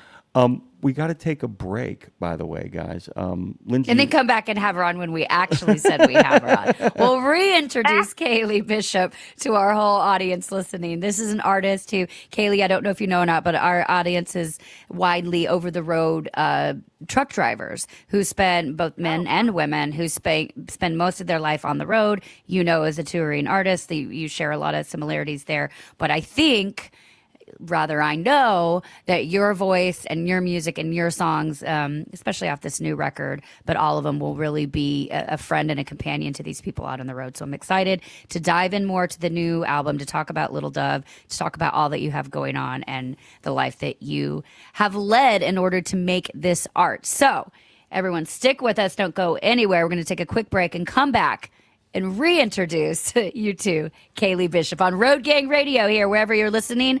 Welcome. We're glad to have you. We'll be right back. Come on, guys. Subscribe. Subscribe. We're almost there. Hashtag RGR. Hashtag RGR. Check out the new over-the-top lineup at participating Country Pride and Iron Skillet restaurants. 3 gigantic sandwiches loaded with flavor. Try the Chicken Parm Stack, the Big Country Combo, or the Ultimate Smash Melt. The Ultimate Smash Melt. 2 delicious smash burger patties, surrounded by 2 grilled cheese sandwiches. 2 sandwiches in 1. Visit your favorite Country Pride or Iron Skillet restaurant and come hungry. Available for dine-in only at participating Country Pride and Orange Skillet restaurants inside TA or Petro Travel Centers. The mission of Wreaths Across America is unwavering, remembering our fallen heroes, honoring those who are currently serving, along with their families, and most importantly, teaching the next generation about the value of freedom. And you can join our mission with a $17 donation that sponsors a fresh Maine Balsam Remembrance Wreath. Each wreath will be laid in honor of a veteran who gave the ultimate sacrifice for our nation. To sponsor your wreath, please visit wreathsacrossamerica.org. That's wreathsacrossamerica.org. Okay, you've heard the horror stories of how folks have lost their life savings when the market tanks. Is there a way to invest and make money without risk? Believe it or not, yes. Since 1995, Americans who cannot afford to lose their investments have used fixed index annuities. You get guaranteed income and protection from market downturns. It's a win-win for you and your future. And to learn more, dial pound 250. Use the keyword Truckers Wealth to get in touch with them today. Well, we are officially live from the Crescent City, coast to coast, with Lindsay and Jimmy hanging out with you. Back to you guys.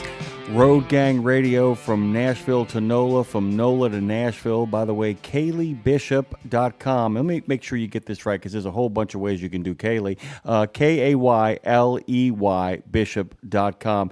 She's a Nashville starlet. She's got that sound that blends a wee touch of the Holy Spirit, more than a little touch of rock and roll, and takes you down a country highway that, by the way, takes you home. She merges Dolly Parton's real-life storytelling, as we said, Bob Seger's Put It On Repeat anthem style, and the goosebumps from a gut-born Aretha Franklin howl. She is from Bristol, Tennessee, and Fort Myers, Florida. She weaves faith into everything she does, and by the way, she weaves it deeply into the songs that she sings, performing regularly in Nashville and around the country. She is an established and published author and speaker, and rocking out on season 15 of NBC's The Voice. Many of you might remember that, to working with Grammy-nominated producers and songwriters. Hey guys, no stranger to the stage, no stranger to building a song from the ground up. Her latest and critically acclaimed record, Hold On Honey, can be found across streaming platforms everywhere. It is our absolute pleasure, Lindsay. Welcome your friend, who you have a connection with through another friend. Kaylee Bishop joins us. Good morning, Kay. Hello. I like that we're saying my friend. You're my friend now, so I'm sorry if you're creeped out, and I also don't care because I love you. You guys have a connection, though. I'll be a friend.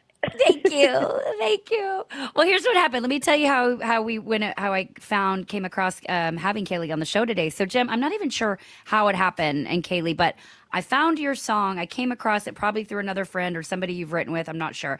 Your song 7. And the song 7 So good. stopped me in my ever loving tracks. And I am happily married for the most part. I'm just kidding. He's working now, so we didn't hear that. We just had our anniversary. No, I am happily married. But Kaylee, since I was a little girl, songs about divorce, songs about that kind of heartbreak have spoken to me. And I'm going to guess you sang as a little girl, you sang all those sad Dixie Chick songs or whatnot yourself as well. Maybe or maybe not. But oh, of course. Yeah, of course. Okay, good. Yeah, the Dixie Chick song about divorce. I'm blanking on what it is now, but that's another one I sang at the top of my lungs as a little girl, and I don't know why that is. Perhaps in another life, I had a really heartbreaking divorce, but I think it's the idea of we don't necessarily always allow ourselves to be happy, but then we also you want to feel that connection to other people and what they're going through. So anyway, I heard the song 7 and stopped me in my tracks. I figured out who you are. I went and listened to everything you did, and then I sent your name over to Claire, who books our show here. And when I saw you on the schedule today, I was so lit up. And then I found out this morning that you wrote that song with Autumn McIntyre, who is a friend of mine. Autumn McIntyre is a force to be reckoned with here in Nashville, a great songwriter. And she happens to be Reba McEntire's niece, but that's not at all what makes Autumn great. That was just, I think, Autumn's vessel into becoming a songwriter. So thank God she was, raised in the music business because she had it in her. So anyway, all that being said, I want to talk about 7. You mentioned about the Bob Seger song and painting your divorce house, as you called it, getting this house that you thought you were going to make a life and then getting ready to sell. And please break this down to us, because the other thing here, Kaylee, I'm a big numbers and signs person. And like, for instance, my address is the day I adopted my daughter, and I read into that with all kinds of divinity behind it. So not only does the song 7 that you wrote dance around the significance of that number, but I also found it big that you wrote that song, you said, in 30 minutes, as all the good ones are. And you said that you were also divorced at 30 years old, a time when people are maybe thinking about getting married or, even later in life these days. And you finished that phase of your life and on to the next. So please break down the song 7 and when you took it to Autumn and how you were able to wrap up your divorce in a song and say it so poetically and use that as a healing tool. Yeah. So my divorce was official in 2020, and I remember going in to sign my paperwork. I had walked into the lawyer's office, saw my ex-husband sitting there, and it was just so eerie because it's like the person that, we were together for 11 years, and so the person that you think you know so well feels foreign to you in that moment. You feel like strangers, and it's such a paradox. And I just remember sitting there, and he wouldn't look at me, and then we signed the paperwork. He bolted out of the room. And then I walked back to my car, and only 7 minutes had passed. And I was like, that's remarkable. We were married for 7 years. It only took 7 minutes to just sign this away. And I just journaled everything that I experienced in that room and wrote it down. And I just knew it was going to be a song. And I kind of held it close to my chest. I was like, not anybody's going to write this song with me. This is something I really have to find someone I trust. And I ended up getting set up with Autumn. She had seen me play somewhere, and she's like, I want to write with this girl. And we had a write scheduled. We'd never written together. This was the very first song we wrote. Wow. And I don't know if this one was written in 30 minutes. Hold On Honey definitely was written in 30 minutes. That was like a divine appointment between me and the Lord is what that felt like. He just kind of whispered that song into my spirit. But 7, we weren't in there for very long. I remember I told the whole story to Autumn, and she just typed it down. And then not long later, we had the song. And gosh, it was just, I think she would say that in that moment she knew she had written something really, really great, but it wasn't a song that she thought was going to see the light of day. As a songwriter, you write so many songs, and it really is random which ones end up getting cut by the artist you write them with, or even the artist that they get pitched to. And so I think she just felt accomplished that day. Like she helped create something really impactful, but I don't think she had an idea that it would go on to impact others the way it has. And Seven has definitely been one of the standout songs that people are just like, it brings them to their knees. Yeah. Yeah. It did me. Yeah, but I had a question for you by way of another Seeger story. So he wrote the line, "I wish I didn't know now what I didn't know then," and he thought it was the silliest thing he'd ever written in his life. And Don Henley and Glenn Fry point blank told him to his face, "If you cut that line, we're never going to talk to you again, Bob."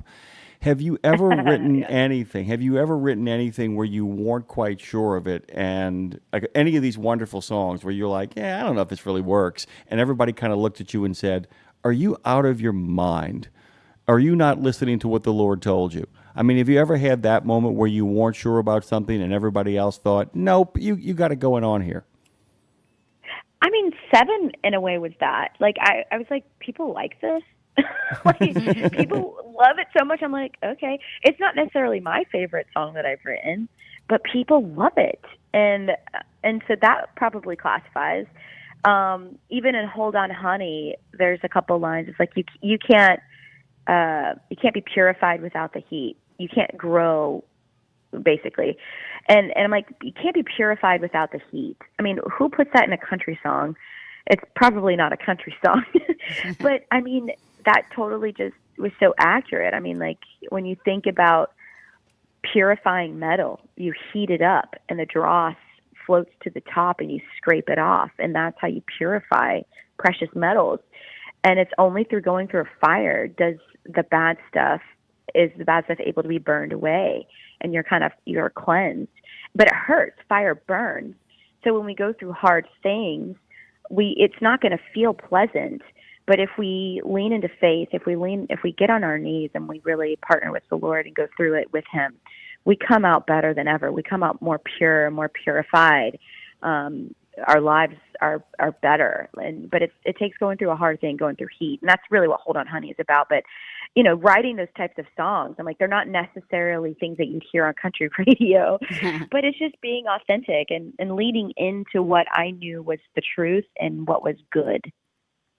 The follow-up to that is, by the way, that's your own version of C.S. Lewis. Pain is God's chisel making us perfect. Which I think is pretty spectacular in regards to that. And I do want to dive into faith here a little bit, Lindsay, because I know it's important to you. I don't know how to ask this question in a way that doesn't sound hokey in and of itself. Do you call upon the Spirit, or do you find that it finds you? Oh, both. Totally both. Like, it finds me when I'm actually the worst. When I'm literally the worm, I'm a butthead, I am acting ridiculous. And then all of a sudden, like, the Lord just blesses me with a word or with just His presence or a gift, or like something wonderful happens. And I love when He does that, because it reminds me that I can't earn His favor, or that I can't earn His love. Because sometimes I think in faith we get really performative of like, okay, now I have to do all of these things in order for God to bless me. And that's how we work on earth. Like, that's, if you show up to school, you make a good grade, you get a good star. You know what I mean? A gold star. And heaven is like backwards. And so I love that. I love when He encounters me when I'm just being a butthead. Because He reminds me. God loves a butthead. Don't be a butthead. Yes. Be a bish. Be a bish. Come on. Yeah. Come on down to the Bible bish. But also, seek and you shall find. I mean, He also really honors when we sit with Him. And maybe I haven't heard anything for 10 minutes as I'm sitting there praying or reading His word. But then I know who He is. I'm like, no, God, like, I'm not going to get up and move until you talk to me today. And I think He loves that faith. Like, I just keep Him at His word. Like, Lord, you said if I sought you out, you would find me, or I would find you. And so I'm not going anywhere until I find you right now, and you make yourself known to me. And that's just faith. I think some pressure. He loves, put pressure on the man. Oh, I do all the love time. I'm like, God, you said this, so what's going on? You said this, so where are you? And like, but I can do that. I can do that because I know His word. I know what His word says. I'm like, you told me, Lord, that if I sought refuge in you, that I would have joy. So where's my joy?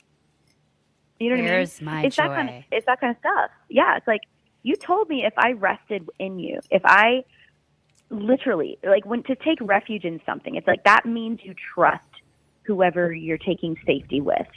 I trust God. He's never failed me. Like I have a track record of seeing, I have a history. I have a ledger. I keep a ledger of all the ways that God has shown up for me, and He's never failed me. And so if I'm going to trust Him and take refuge in Him, He says in His word that I will have joy. And so if I'm not happy and I'm taking refuge in Him, Lord, where's my joy? Where's my joy? Well, I love this, Kaylee, on a lot of levels, of course. But, you know, I think that I say that I feel like prayer is talking to God and meditation is listening. And I thought for a long time I need to be like sitting in an om position to meditate, whatever. And I had a messed up woo-woo conception of what meditating was, and I realized, oh no, it's just getting in a place where you're quiet enough to listen to God speak to you. And it made me kind of change my whole take on that. And certainly moving out to the woods, Kaylee helped me like open up all kind, like I say I get my divine downloads now being out here as opposed to being in the city. I can just walk outside and say, okay, what wants to come through, in the same way that you're talking about. But what I find really interesting, especially, so I heard you say that, or I think I read it, that you said in regards to your divorce. Because here's the thing, we have to go through, the hard things are part of life. It doesn't mean that, that the joy isn't coming, but those are the things that give us the inspiration to write songs or to tell our stories. But the thing about it is that what struck me, you said you weren't really living, talking about the dark days in your marriage. And you said that, and I quote, I used to think, oh, look at me. I'm so good. I don't get hurt. And that struck me, Kaylee, because I had a friend. It's really good. And I had a friend say to me years ago, oh my gosh, you're so strong. I would be full fetal if I was going through everything you are. And I took that at the time, Kaylee, as a badge of honor, until I realized, well, screw that shit. I don't have to pretend like I'm the tough one. I can handle this on my own. I can open it up. I can give myself away. I can let God walk through this with me. And it changed everything with me. So how did you, knowing that, see that moment in your divorce and realize that was dark days? This doesn't have to be me. This doesn't have to define me. But what woke you up to, and I'm not necessarily asking what happened in your marriage, but what woke you up to be so present to realize, oh, this doesn't have to be my life? Oh gosh. I mean, I had so many veils over my eyes. I had a misconception of what love was. I was spiritually abused. I had a misconception of who God was. And I also had a misconception of who I was. I mean, my character was assassinated all the time, and it was a means to have control over me. I mean, when you're married to someone who has clinical narcissism, they are so paranoid and so fearful. All they do is belittle people and tear them down so that they can have control. And I didn't know, because I was 19 when I met him, and I just believed that he was the one because he had Jesus on his lips. I mean, look at me. I really checked off a box. And so I ended up getting married to someone in my naivety, and found myself like, okay, well, a good wife submits, so I need to submit to him. But I was submitting to abuse, and I didn't know. And so the scripture he used to like really keep me under control. Wow. And so there were so many veils over my eyes. And when I said like, oh, look at me, I'm so good, I don't feel bad things or whatever, it was totally my body saying, it's too painful, so we actually have to mute all of your emotions. And I thought that I was a champion because I never cried, when in fact, I never felt joy either. I was living in neutrality. Like I was basically indifferent. Like I was flatline, and I didn't know it. And I'm sitting here thinking like, oh, look at me, I'm so strong. No, it was totally self-preservation. I was in survival mode. And so it wasn't until I got out of that, the veils were lifted off of my eyes. And I mean, there were women that came alongside me, saw that I needed rescue, pulled me up out of the mud and told me the truth about who God was. And then that's when I encountered God for real. I always believed in him. I always, it was always special to me. But the majority of my life, I only knew of God. I didn't know him personally. And so when I went through this total shift, I began to know God on a personal level.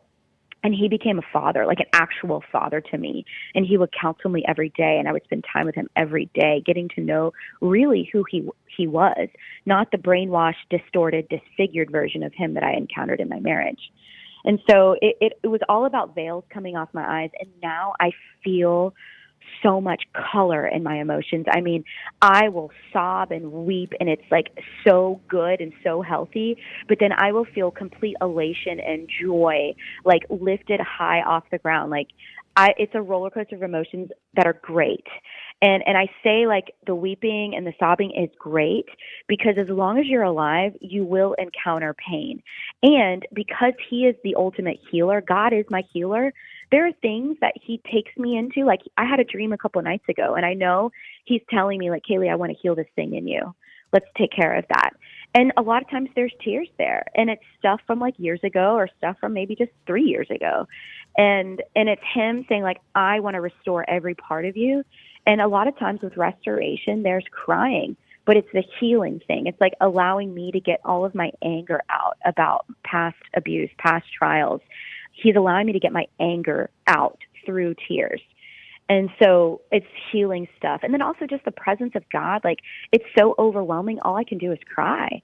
And it's not because I'm sad or upset or angry. It's just because I'm flooded with something supernatural and something holy. It's like all I can do is just cry, but then also laugh. And it's just the color in my life ever since I really got to know God and trusted him to be my guide. Like, I handed him the car keys. I used to drive my car and I drove it into a ditch. And now he gets to drive my car, and sometimes I'm yelling at him from the shotgun seat to turn left or to turn right, and he's not going to, and I'm mad about it. But then I still trust him, and I'm just like, okay, Lord, I'm just going to sit and let you drive because you're way better than I am. I have an observation, and then I have a question for Kaylee Bishop, our guest this morning. By the way, guys, go to kayleebishop.com and become a bish. That's an important thing you need to do with your You're life. such a bish. Yeah, exactly. Do it. There's a wonderful play by Connor McPherson called The Seafarer, where it's a poker game on Christmas Eve night where the devil is battling someone for their soul, and they have a private moment between the devil and the main character. And when the devil tells him, he says, I'm going to let you in on a little secret because I don't think it's going to make any difference anyway. He said, he never gives up on you. Don't you get it? He never gives up on you. What happens is you give up on yourself, and then he can't find you. And he said, at that point, I've got you. And I keep thinking, it's chilling, and it's done in an Irish accent too. But I saw it on Broadway. I'm telling you, the whole crowd, you could hear that deep, long rumble of, oh, we get it. Where he's like, he's never going to stop loving you, and I hate him for that. He said, but you'll walk away, and if he can't find you, the sheep can't be found. At that point, you truly are lost because you've given up on yourself. By the way, I brought up a play because I wanted to ask you a question. Along with Scripture, along with your spiritual life, where do you draw inspiration that is not directly from music when you're creating your art, when you're finding the Spirit? Where do you go? What kind of things are you looking at? What kind of things are you kind of taking in the world around you to create this wonderful music? Oh, wow. When a lot of it is like my personal revelation. I heard Tom, oh gosh, why am I blanking on his name? He wrote A House That Built Me, but he's got this documentary called Love Tom, and it's an hour long. Oh my God, it's so good. Story. It's one of the best things I've ever watched. And in that, he says, I may not know the best stories, but I know my stories best. And I love to write those stories. And I would say more so lately, I want to write music that encourages people to not give up, like you just said, to not give up on God, because God is always chasing them down. And I have found the times that I've given up on myself are the times that I believed what the enemy said about me more than what God said about me. Because the enemy wants to lie to you to get you to forfeit your faith, to get you to believe that God doesn't care or that God's not there for you. And those are the times that I walk away. But now it's like, if I go back to the Word, the truth is always right there in front of me, and I get to remember who God really is, and just completely like rebuke the devil and like all the ways he tries to like lie to me. But as far as inspiration goes, like sometimes it comes from my own quiet time, or sometimes it just comes from conversations with strangers. Like yesterday's song that I wrote with Autumn, she had this thing just hit her in the spirit, and she just wrote down, like, Lord, do a new thing, Lord, do a new thing, like nothing we've seen, Lord, do a new thing. And she had this beautiful melody, and she just sent it to me, and I was like, how did you know that God's been telling me I'm going to do a new thing to me? Like, it's been in my prayer life, like on my spirit, Lord, do a new thing, and that he is going to be doing a new thing in my life. And then she sends me this idea without knowing anything about that. And so when those things happen, you just know it's Holy Spirit. And you're like, okay, well, obviously we're going to write that song because there's something supernatural about it. It's not just like a dumb idea that I have in my brain. This is something special. And then writing the rest of the lyric came from our own experience of the wilderness, of like, I know what it feels like to literally be in a drought in my life, and you're just dying of thirst. And how do we write that down so that other people who may have experienced the drought can also hear this song and be like, wow, I can have hope again. And so I do like to write a lot of restoration type songs for people. Well, you do it so well and give so many people hope. Actually, so you know, Kaylee, a few people commenting that are listening right now. Ed said, by the way, he says, hi, he's going through your hometown of Bristol right now, driving through. He's honking his horn to your peeps back there. And then Forat says that he constantly thanks God for saving him from himself. So you're resonating with our listeners right now as well. It's Tom Douglas you were referencing, by the way, who wrote House That Built Me. And that documentary is really great. Anybody who, Kaylee, obviously, as you can imagine, a lot of our drivers, they send me stories all the time that are such inspiration for songs, because the things they see and hear and the people they meet on the road are pretty staggering. So truck drivers' lives are great inspiration for stories, by the way. And okay, so I want to shift a little bit. We had Mark Graney, who's a fabulous author and about the Gray Man novels as well. He's on the show quite often, and the Tom Clancy novels that he took over for. And I asked him, Kaylee, about the idea of he when he was on the show, he was actually in DC at a hotel, looking over his balcony at the street that he was writing about in the novel, in his newest novel. So he literally immersed himself into what was happening, method acting wise, method writing, I guess, if that's a term. And I said to him, I was like, I have this, being married with a 6-year-old, I have a total fantasy of going out to a cabin in the woods by myself and writing for a month, something that's probably not going to happen, at least until my kid is out of the house. And so we kind of laughed about the idea of that fantasy of the writer, the disheveled writer, all by themselves looking for inspiration. And he's like, yeah, I mean, that doesn't exist though. He's like, I do my best writing in a coffee shop, looking at people with my headphones on, listening to rain. And I was like, that's really cool. But it's a reminder that we can't write, whether if you're a professional writer or someone that just does it to journal, to get your stuff out, which I'm a huge fan of, and think it's so important. But as far as where you write, and I know it's not one place, that it's just I assume if you're like me, you write wherever you're scheduled that day, or when the spirit moves you, and wherever you are. But do you find your writing sort of changes, or even your recording, based on your environment, where you are in that moment? Well, of course. I mean, it's hard to write a song in a loud space, but I would say the biggest thing that has impacted my writing is actually stewarding the gift, which means I'm practicing writing.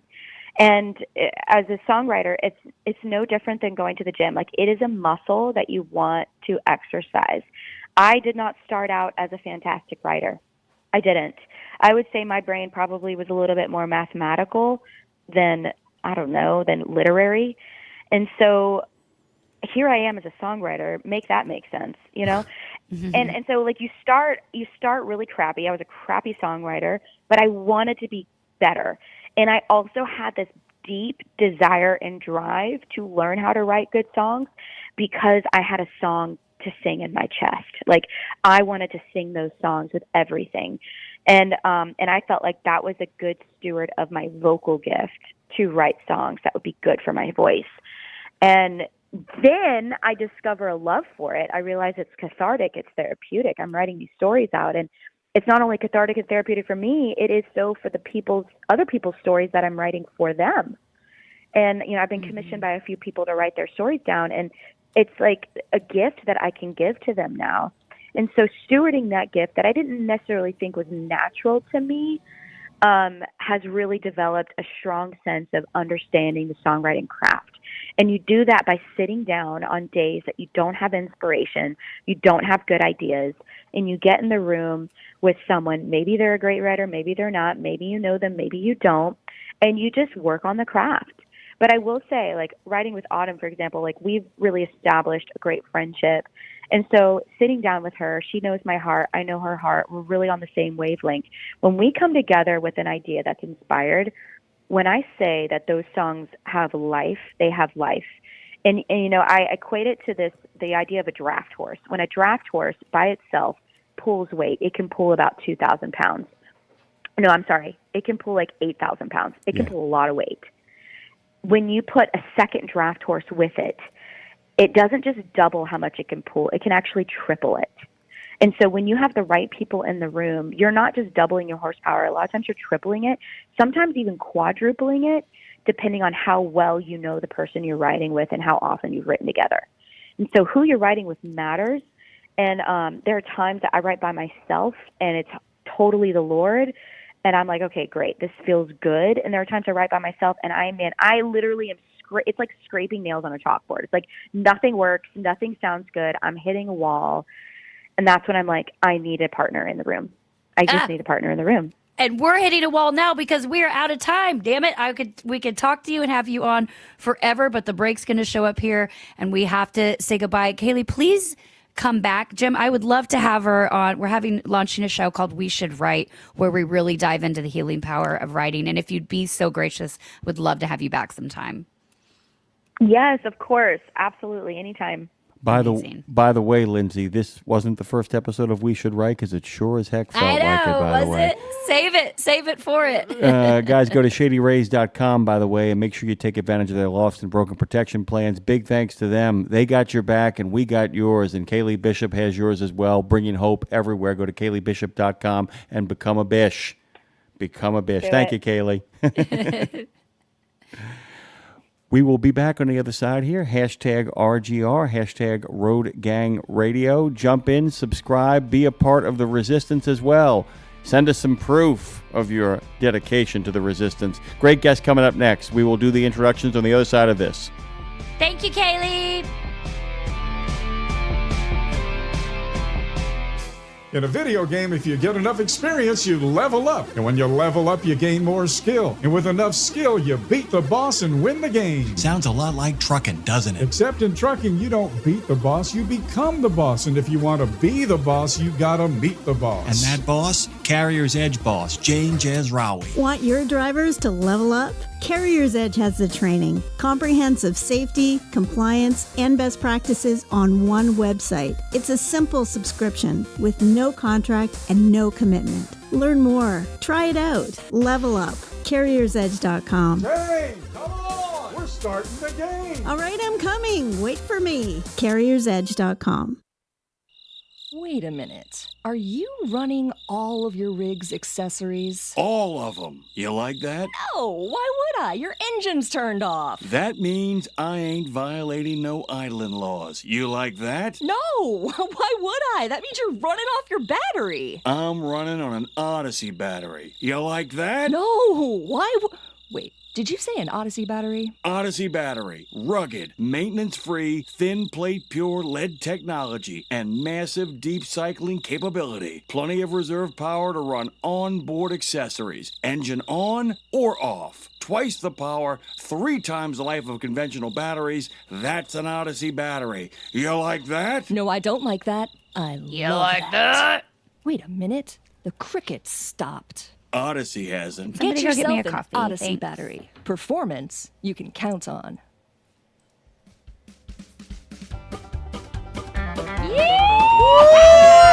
Yes, sir. Oh, baby, we back. Road Gang Radio. Lindsay, Jimmy, everybody, hang out. Good times. We back. We back, baby. We back. We never left. Welcome back to Road Gang Radio. That's Jimmy Mack. I'm Lindsay Lawler. Phone Master Dre on the ones and the twos, keeping us on the air for the most part. And love you. And Madison hanging out. Madison with the T hanging out. I like seeing you guys over there. You're like partners in crime, working behind the scenes. It's getting worse by the minute. But go on, please. 100%. Be nice to me. Fair enough. He can mute me. So I love you, Dre. Go get your coffee. Okay. Well, we're continuing on. Yeah, I could just keep saying, hey, somebody grab me a coffee. I'm here alone in my house, but I just yell it anyway to see if maybe it will miraculously happen.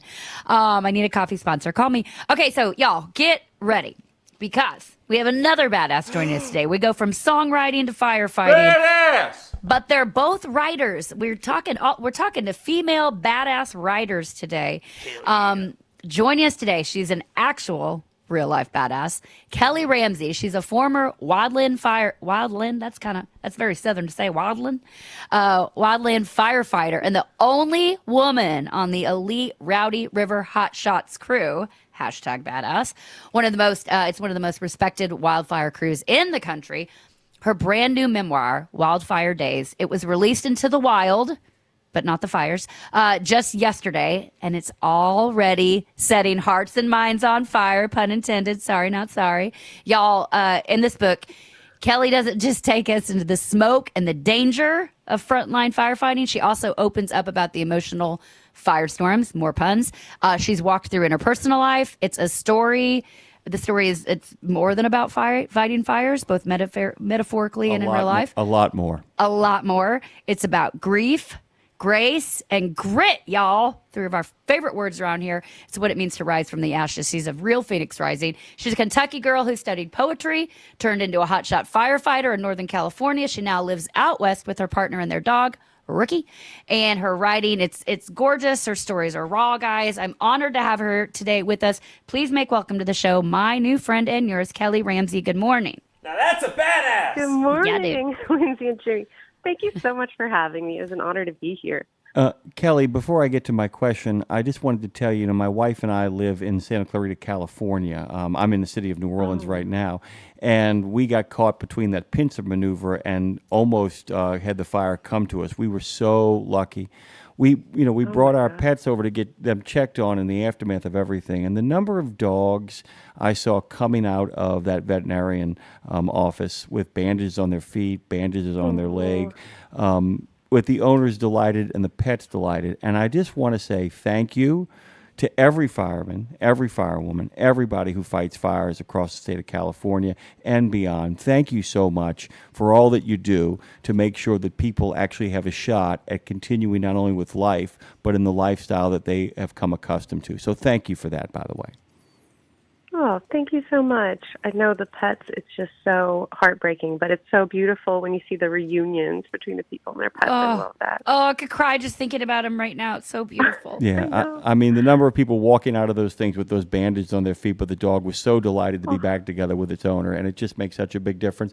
There is a deep passion that runs through this book, and one that I wasn't prepared for in the beginning. I had a pretty good sense of what I'd be dealing with. I come from a family of firemen and firefighters. My great uncle was the fire chief of the city of New Orleans. So I had your family is so big that I feel every time I'm like, there's that in your family? Yep, that too. If my grandparents were alive, they'd have 67 great-grandchildren. I'll put it that way. Okay.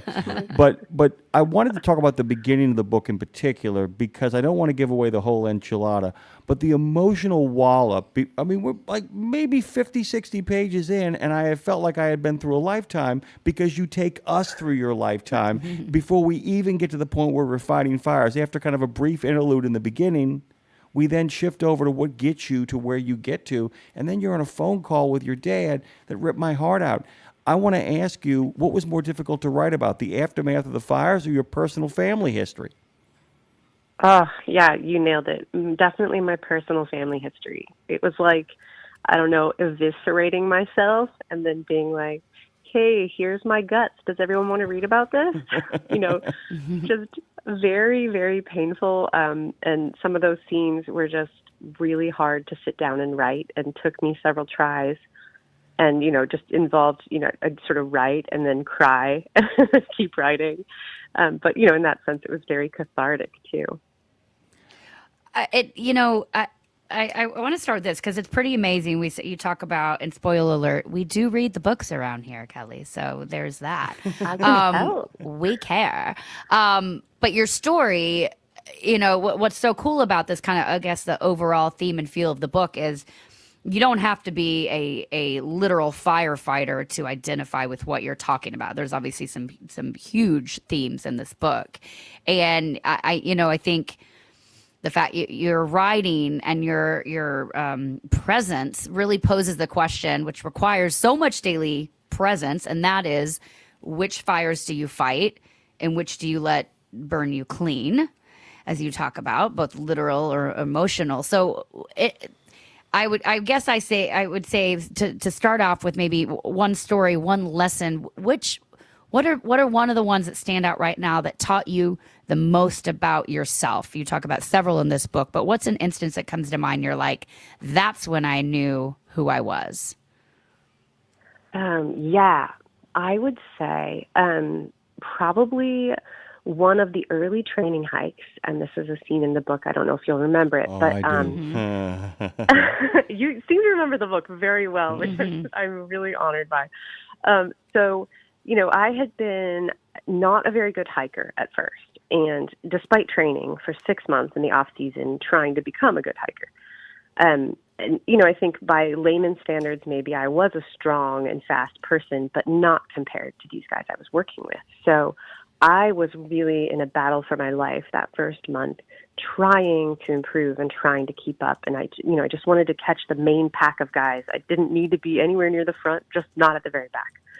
So on one hike, I'm behind this guy who, by the way, everybody has a pseudonym in the book, and even Rowdy River is a pseudonym. That's not the crew's real name. So I'm behind this guy who's one of my buddies on the crew, and he's friendly and he's laid back, and he's hiking, and he has a slight knee injury, so he's going at a pretty moderate pace, and I'm right behind him. And one of the squad bosses, one of the sort of leaders on the crew, is behind me, several people behind me, and he sees me, and he goes, "Hey, Kelly, I see you're drafting off that guy. Pass him." And I was like, no, I can't possibly. I can't go faster than this. But, he's pressuring me. Now I'm going to feel ashamed if I don't. So I pass that guy. And then he starts yelling at me, "Go get the next guy." And I was like, dang it. Like, no. But then I was like, well, I have to. So I speed up. And when I say speed up, I mean, we're going up a hill that is nearly vertical. So you're kind of like, you're almost inching along. You're huffing, you're puffing, you're dripping sweat. Your legs are just screaming in pain. But I speed up. I pass the next guy. And then he's like, okay. And, he starts just naming people, pick them off. And I start passing them. And it was one of the first moments where I was like, I didn't think this was physically possible for me. I didn't think this was mentally possible for me. I had almost resigned myself to being near the back for the whole season. And suddenly I saw, not only can I get better at this, but I can pass people. I can pass men going up this hill. Bye. See ya. And part of the culture of the crew is it's really hyper competitive, and that's like part of the fun for them is like passing each other and then talking trash later. So typical boys. Like, I can participate. Exactly. Yeah. And I had sort of been like, this is silly. This is so silly. And then of course, once you do it, you're like, haha, sucker. Yeah. Once you taste blood, you're like, oh, now I got to win. Yeah. You start embracing it, and I was like, it wasn't just about the competition, but that sense that like, oh, I can really participate in this. I can, fight my way up this hill, and I'm going to pass some people. And that was the first moment that I was like, oh, this might actually work. I might actually be able to do this job. I'll tell you this, by the way, the mark of any good piece of literature, any good piece of memoir writing, any good piece of drama is when you know how something's going to end, because after all, you wrote the book, so I know you're going to be okay. That particular scene, I kept thinking to myself, this is how people actually get themselves really terribly hurt, because when you want, no, but I mean, you want something so bad. And the idea, think about the people who have given themselves the bends in SEAL training because they didn't want to wash out. They didn't want to ring the bell. And this is how people always think that we tell stories of grit and determination and getting over the hill, hoorah, make the movie about it. On the flip side, how many people have, broken their ankle, have shattered their knee? And as I'm reading it, the tension that was building in me as he kept on saying, okay.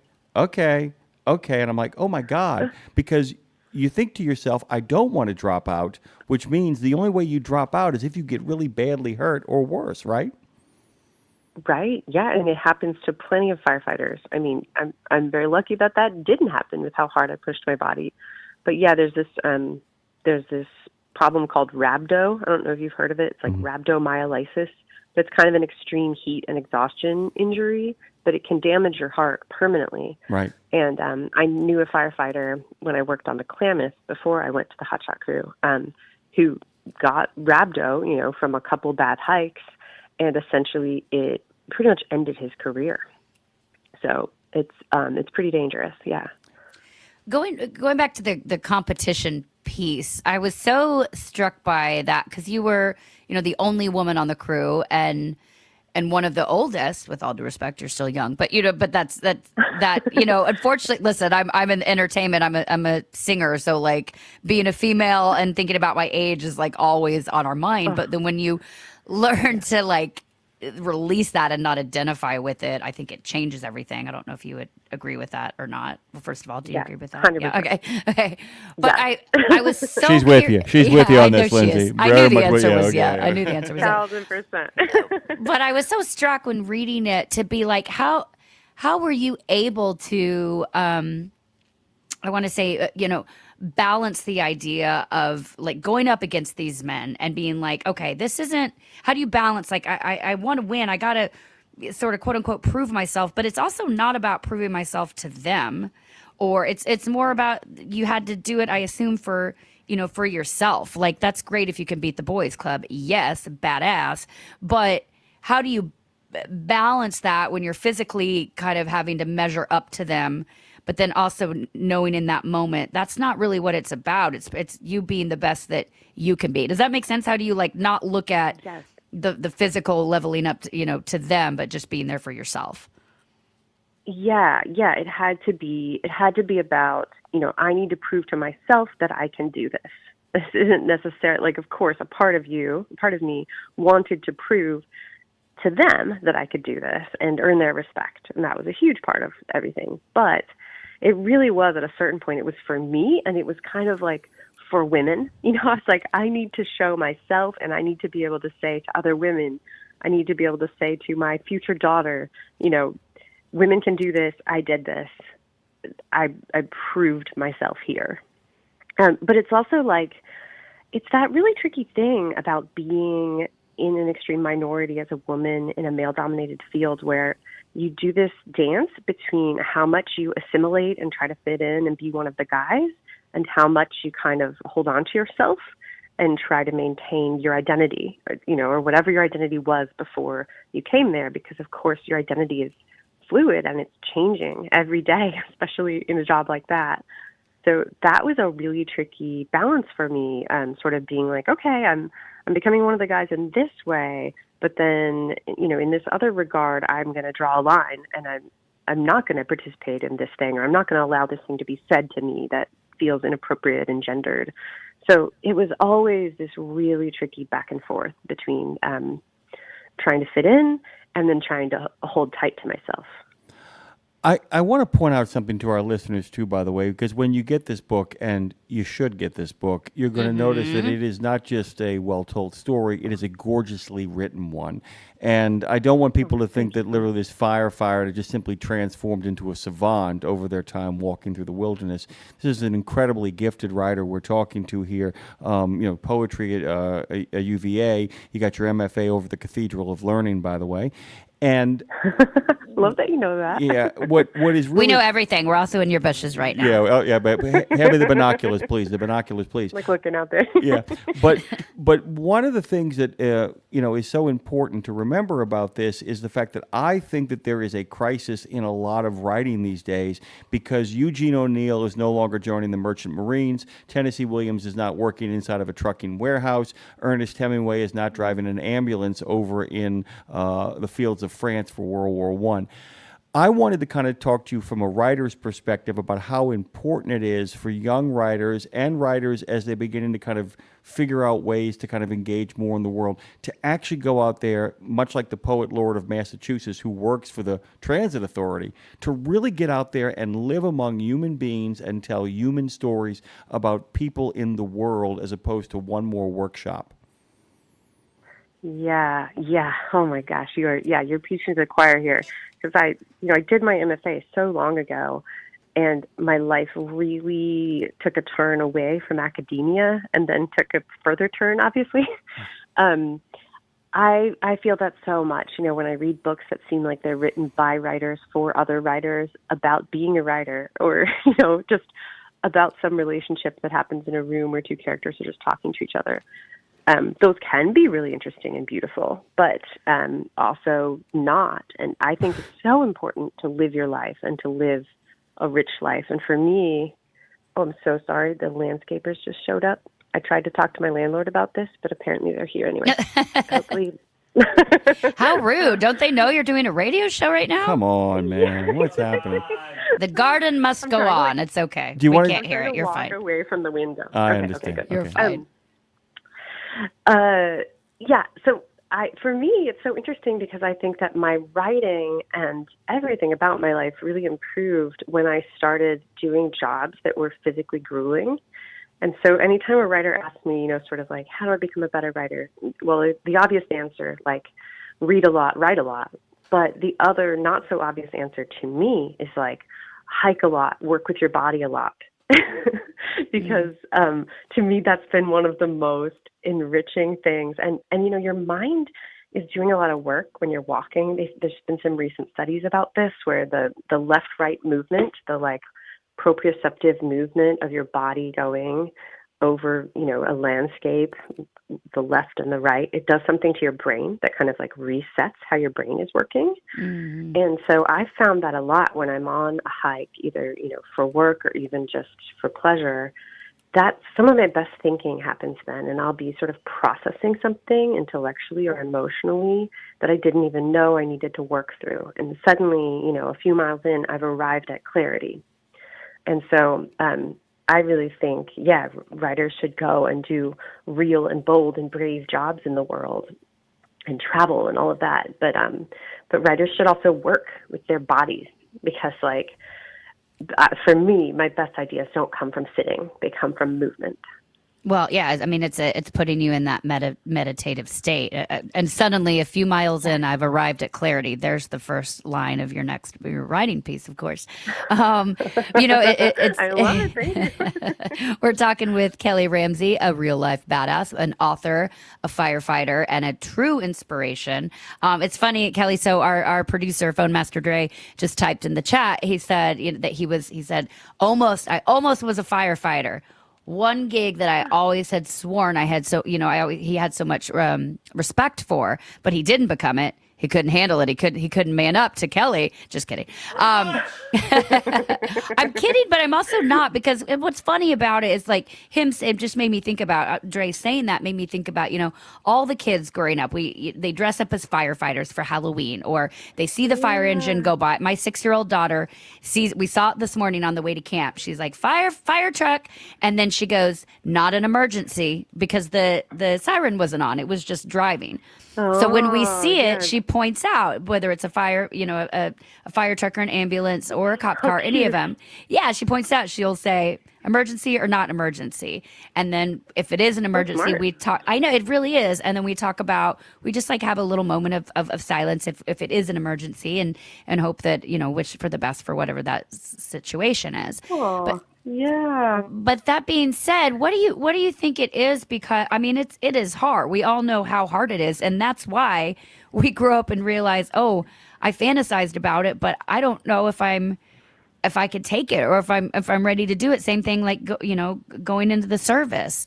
These things that are Right. that we respect so much growing up, and we can dress up and put the uniform on as an honor or as a Halloween costume, but then when it comes down to it, not everybody is cut out for it. So what would you say? I mean, we all have it in us, but it's mentally, are you ready to lean into that or not? What would you say between both yourself and some of your confidants in the industry that you worked with are maybe some qualities, and I don't mean physically, I mean, that you see as sort of like, okay, we all have A, B, and C, that, or even just one thing, you're like, we all have this in common, and that's why we're here. Right. I think, okay, persistence would definitely be a big one, but okay, I want to say this, I'm trying to think of the right word, because masochism isn't it. Like, masochism, but it's not a bad something one, along though. those lines.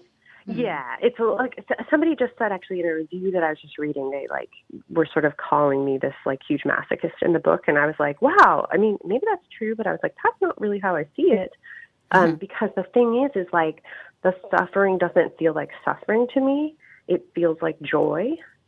And like, I'm trying to figure out what the best word is for that. I think that like so many hotshots I know have that in common, where it's like the hill is terrible, the hike is terrible, your whole body hurts. I got it. And a part of you is just like smiling. You know the word? It's not a word, but I have a great phrase. We did a Tough Mudder a couple of years ago, and one of our regular callers called in. He says it has the requisite amount of suck. And I just love that phraseology, the idea of the requisite amount of suck. It sucks just enough so that you feel like when it's over, you will feel it was worthwhile. Bingo, bango, boom. Bingo. In the outdoor industry, they call it type 2 fun, which is like type 1 fun is like it's fun in the moment. You're really enjoying it. You know it's fun while it's happening. And type 2 fun is like, it sucks, and then afterwards you're like, wait, that was really fun, though. So, yeah, I think everybody I know who's become a hotshot is really into type 2 fun. That's their thing, like suffering and then realizing later that that was the best time of your life. I'm going to actually ask a question that is both a joke and at the same time real. So what's tougher, being a hotshot firefighter or finishing a book? Oh, no. Honestly, it's a draw. I think, being a hotshot is a lot harder physically, and it's tough mentally too. But finishing a book is, I just had no idea. You think you're going to finish it in a year, and then 4 years later, you're like, this is still happening. Mm-hmm. It's not done. Well, it's got to be a discipline. I mean, they both you have to have so much discipline for both in different ways, right? I mean, do you think discipline is a thing that can be taught, whether it be physical or mental, or do certain people have it and certain don't? I'm curious because I have zero. I'm asking because I need some help because I have no discipline in my life. Kelly, help me. I think it can be taught. I think some people, have more of it maybe naturally. Like I have an 8-month-old daughter, and she's just naturally extremely persistent. Like I'll watch her practicing a new skill, like she's trying to pull up to stand, and she'll practice it just what seems like hundreds of times in a row, just again and again and again, pull up to stand, fall down. And I think that's most babies, right? Like most babies are pretty persistent naturally. And then I don't know. My kid was pretty lazy. My kid was pretty lazy as a baby. No, I'm just kidding. I'm just kidding. Okay. But I think it can be taught because, I used to be a very undisciplined person and writer. When I was in my 20s, as I'm sure you read in the book, I was just kind of a hot mess. And I wanted to write. Yeah, right? I mean, aren't we all? But I wanted to write, but I was like very erratic. Like I'd like go out and party and then get up and go to hot yoga and then write for 20 minutes and then not write for another week. Like very hashtag balance. Irregular. Partying and yoga is hashtag balance, girl. Yeah, there you go. Sweat it out. Right? Yeah, I was always into the hard workouts. That was always a thing. But it was only in my early 30s that I started to be like, hold on, time is passing.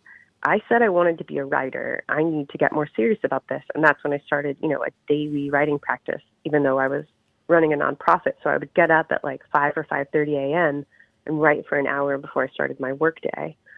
And once I started that practice in my early 30s, I kept it up for then over a decade. And it took another decade of being that dedicated to writing before I wrote a book that anyone wanted to buy and publish. So, I think you can build that muscle, because I definitely didn't have it as a younger person. And also, I didn't have the literal physical muscle of working out like you need to do to be a hotshot. All my friends from college and high school, they were like, "You became a firefighter?" Like, it was not that athletic. I was not that strong. I was not, I was a nerd. So I think everyone was just like, "You?" Hauling. I was like, yeah. Well, wait. You did haul a You're the coolest nerd I know. You did haul a cello up and down hallways, though, if I remember correctly, right? I mean, I did do that. That was one of my favorite moments in the book, was Casual. clearing her throat to kind of be like, somebody hold a cello down the hallway. By the way, Somebody was a huge dork. yeah, that's all right, Baron. The Baroness von Dorkenstein has joined us. We are so thrilled to have you, by the way. Kelly Ramsey is here. The name of the book is Wildfire Days. A woman, a hotshot crew, and the burning American West. And guys, if you don't know what a hotshot crew is, it's the one first responder where you always have to stay in shape. A lot of my fellow members of law enforcement, when I was over in that particular world, did not make a commitment to staying in shape. They made a commitment to donuts. Kelly, I was going to say, did you guys have donuts in the firehouse or no? No. No, it's submarine No. sandwiches. Actually, you know what the great joke is, right, Kelly? You'll love this. If you want to know where the best donuts are, look for the police cars. If you want to know where the best hero sandwiches are, look for the firemen. That's the absolute truth right there. You like that? Everybody will want this book. You can go to KellyLynnRamsey.com to find it. It is out. It was released, birthed into the world just yesterday. Thank you, Jesus. Congratulations. Thank you. Congratulations. It's a massive accomplishment. Thank you for sharing your story.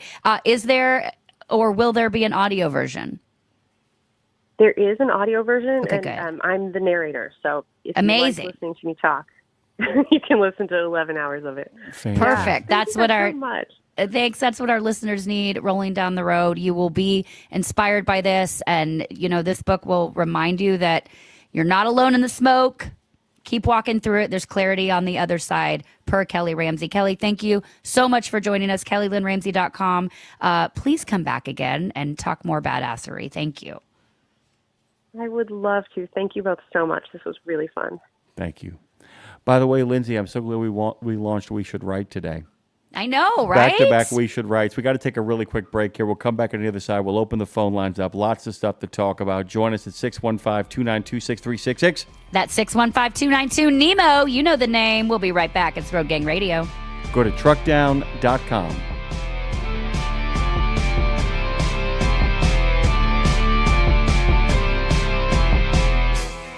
Exceptional value and exceptional values. That's Bennett Trucking. A core commitment of faith, family, and freedom has driven Bennett to being the leading provider of innovative, integrated transportation solutions, both at home and abroad. Bennett's values are not just compatible with providing high-paying jobs and unmatched customer service. They're inseparable. If you're looking for an employer or a partner who believes the best business model is being a model citizen, then Bennett Trucking is the place for you. Go to BennettIG.com and find the folks who share your values. In trucking, financial security and retirement isn't a guaranteed destination. That's why Truckers Wealth is here. A financial hub designed for you, Truckers Wealth combines expert advice and tailored solutions. Tax-free wealth plans grow your nest egg. Guaranteed income retirement accounts provide stability, and no market risk accounts protect your investments. That's hard-earned money, a steady stream of income, reliable growth. That's a retirement. That's a destination worth investing in. That's Truckers Wealth. Truckers-wealth.com. Experts dedicated to your success. Check out the new over-the-top lineup at participating Country Pride and Iron Skillet restaurants. 3 gigantic sandwiches loaded with flavor. Try the Chicken Parm Stack, the Big Country Combo, or the Ultimate Smash Melt. The Ultimate Smash Melt. 2 delicious smash burger patties, surrounded by 2 grilled cheese sandwiches. 2 sandwiches in 1. Visit your favorite Country Pride or Iron Skillet restaurant and come hungry. Available for dine-in only at participating Country Country Pride and Orange Skillet restaurants inside TA or Petro Travel Centers. Woo! Live from Fastport Studios, this is Nemo Nation, a.k.a. Road Gang Radio, hanging out with you on a Wednesday. Take us away, y'all. Hump day! Hump day! Hump day! Welcome. Hump day! Why is that commercial so good? Because it's random and because it's memorable. And it's Geico. That's a really crucial thing. It's got to be random and it's got to be memorable. I got to tell you, the one with the goat, the one with the screaming goat is just fantastic. And the African-American lady literally takes off her goggles and almost starts a fight. Pretty brilliant stuff. Go ahead, Foamaster. Let's be honest, nothing's better than the Orbit commercials. You lint liquor. Who are you calling lint liquor? You Oh, I don't cootie know queen. that, but I like lint liquor. Yeah, queen. Dude, just a camel walking around a bunch of cubicles going, hump day! Hey, Mike, hey, Mike, Anna. Mike. Hey, Maria, hump day! They're just like all annoyed. Like nobody finds it weird that the camel's walking through the office, but they are annoyed. I love that very much. All right, welcome back to, or as Bruce says, Pump Day. What? Welcome back to Road Gang Radio. Really two cool guests. If you're just tuning in now and missed our interviews with Kaylee Bishop, who was on, who Ed, by the way, said that was a very inspirational segment. He loved it. You will be able to go to check those out. They will be on our YouTube channel as soon as we get off the air today, as well as our conversation we just had with Kelly Ramsey, firefighter and author. Really cool. Hey, Dre, I want, Jim, Dre's typing us to the chat, and we joked about it, saying, Dre said he was so inspired by a firefighter and would have done that, but I joked that he wasn't cut out for it. But you weren't. Like, you did have a back situation, and when you really leaned in, talk to me about that moment where you're like, oh, I want to do this. Oh, I'm not going to do that. Yeah, no, it was like that, the Marines, and I think, oh man, it's not the National Guard. What's the whenever you're not in the Navy, but you're able to Coast Guard. Coast Guard. Yeah, I was gonna do all those, and each one I went to, I was like, oh, maybe they'll have different qualifications, and I can get in there with my back problems, because I got scoliosis or a version of it, whatever. And one of them was like, oh yeah, man, we got good you. timing. Yeah, I know. yeah, Cue exactly. the fire. I know. They're coming Take me for you. with They're you. coming for you, Foamaster. They're coming for you. One of them was like, oh, yeah, we got you. You're good. We're just going to put a rod in your back. And I'm like, oh, man, I'm Cool. good. So, yeah, no, I didn't do it. And then with firefighting, I have a lot of friends that are dedicated and hardworking dudes and in extremely fantastic shape. But, and look, we have someone at the door. I am going to go silent, and I'm going to let y'all talk. Oh, maybe they're going to the wrong place. It's the three, Jimmy, he had the three hardest jobs in the world that he to pick from: military, firefighter, or Yeah. working with our dumbasses. All three are very difficult. High maintenance. Yeah. You High went with the maintenance. hardest. You Same definitely trauma. went with the hardest. Yeah. A lot of trauma, a lot of triggers. Thank you for choosing us, though, and thank you for your service and choosing us. By the My way, pleasure. just to kind of give people a heads up, I'll tell you this, man. I watched a lot of people, Academy people, like not be able to do the final thing, which was they wanted you to do an 8-minute mile. And I'll tell you this right now, man. There was one guy that power walked it in 8 minutes, dude. He literally power walked it. Now, when I say Strong power legs. walked it, I mean like, dude, he was burning it up, dude. He had a shaken tuchus. I mean, that's the only way you can describe it. 8-minute mile. And they're like, if you can't do the 8, but here's the irony: the number of guys who 10 years later, if they've been asked to do the same thing all over again, no shot. And the thing about Kelly is that those guys have to stay in that condition. The people that do hotshot firefighting, which is that wild, that wildwood fire, that's it, dude. That's the truth. You got to be up at that level. They'll wash you out. They're done with you. Go ahead, phone. Man, I had a roommate, and we went our separate ways in not the greatest way, because he screwed me over. Wasn't being a friend. And that was one guy that went heavy into being a firefighter that I saw like years later, and I didn't recognize him. The dude blew up. Like, he was twice as, like, he wasn't in shape at all. And I'm like, what's going on of you being a firefighter? What position are you in to be able to do that? Because our friend Aaron Hastings, killer human being all the way around, Captain America, looks like Bane, and just a genuine person. But he's in amazing shape. But then I see old Bust a Can of Biscuits over here, and I'm like, what are you doing now? Bust a can of biscuits. It's so, to see No them, none taken to them. Is that a fat joke? Is that a fat joke? Yeah. the idea of it. Listen, I have a song called "Smoke" that's about a woman who sets her house on fire just so a fireman will show up and throw her over her shoulder. Who hasn't? Yeah, right. Same. But there's this fantasy of firefighters. I mean, I have to say it, of course. Then I have the fantasy of firefighters, and my girlfriend Laura Donahue and I, who wrote the song. Then we went down to the volunteer fire station down the road from us, and let me just say, with all due respect, the guys in there weren't really what we were envisioning when we wrote the song. They were very sweet. They accepted our pot of chili and were lovely. But I was like, oh, these are the backup to the backup to the backup. When you see the front guy, I mean, they were not hot shots. Let me just tell you, but it's still, even in that regard, those are the guys getting the cats out of the trees, but there's a certain level of discipline that comes to that, and even just being on, because you can't like go out and live your life and then get a phone call. You have to mentally, when you're on, be on and know that at any point someone could show up or something, an emergency could show up. So you're always on. So instead of like pour some sugar on me, the song is just pour donuts on me. Pour donuts on me. Yeah, okay. Is that what those guys were listening to? Maybe. I had to pour a pot of chili on me. I don't know. I will tell you, though, when we actually went out to that Starbucks and I bought those guys that gift card that day, those firemen, during the you remember that picture, right, Dre? Yeah, those guys I would have been happy to be on an airplane with if things had gone sideways. Those are the guys I wanted with me. And they were hotshot firemen. That was the thing. They were absolute hotshot firemen doing the hotshot thing, and that was just unbelievable. And I'll tell you this, guys, it is... Construction workers, the best construction workers have to do, if you don't take care of your instrument, eventually they'll wash you out or they'll put you out to pasture. They can't have it, Lindsay. They can't.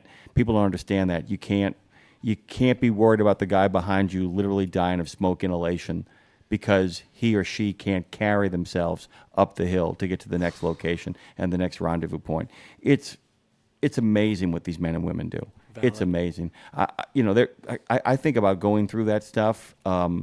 If you told me I had to do it today, I'd be like, nope, not happening. Not going to do it. Not going to do it. Have no interest. I haven't even thought for 1 second. When you guys talk about Tough Mudders, I turn my ears off. I'm like, nope, not going to happen. No. It's man, the thing is with me, I love working out. I love being in shape.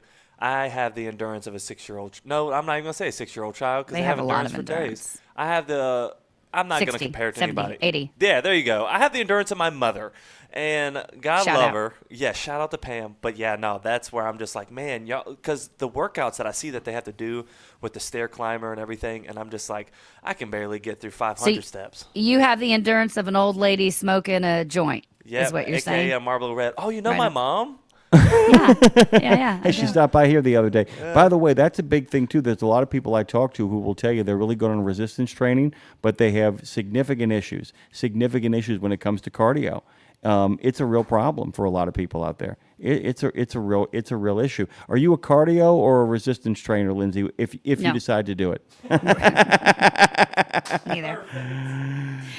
Resistance, I guess. I like Pilates. I really like Pilates, but I found a specific Pilates studio that incorporates cardio. They have like different. It's drip and endurance. They incorporate all the things. I really like the reformer machines. It's the one thing I found that I can really dig. The problem is it's not cheap, and so that is a bit of a problem. So I bring that up to ask for a raise.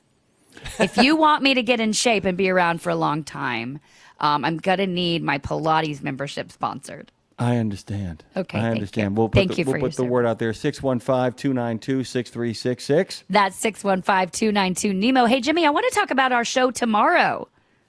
Because it's a fun one. It's a good one. Go on.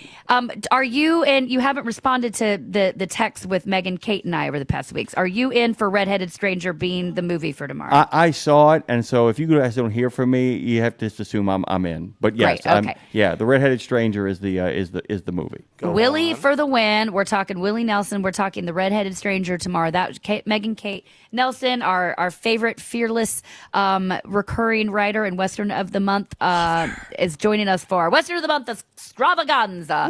tomorrow at 9 a.m. in the center. We'll be talking about the redhead stranger and breaking that down. Then at 10 o'clock tomorrow in the center, Lauren Hare and Bob Noha are talking about Aikido. Hey ho, Aikido! Hey ho, Aikido. So talking about getting in shape on the ones and the twos. We're talking Aikido tomorrow. Jimmy Mack.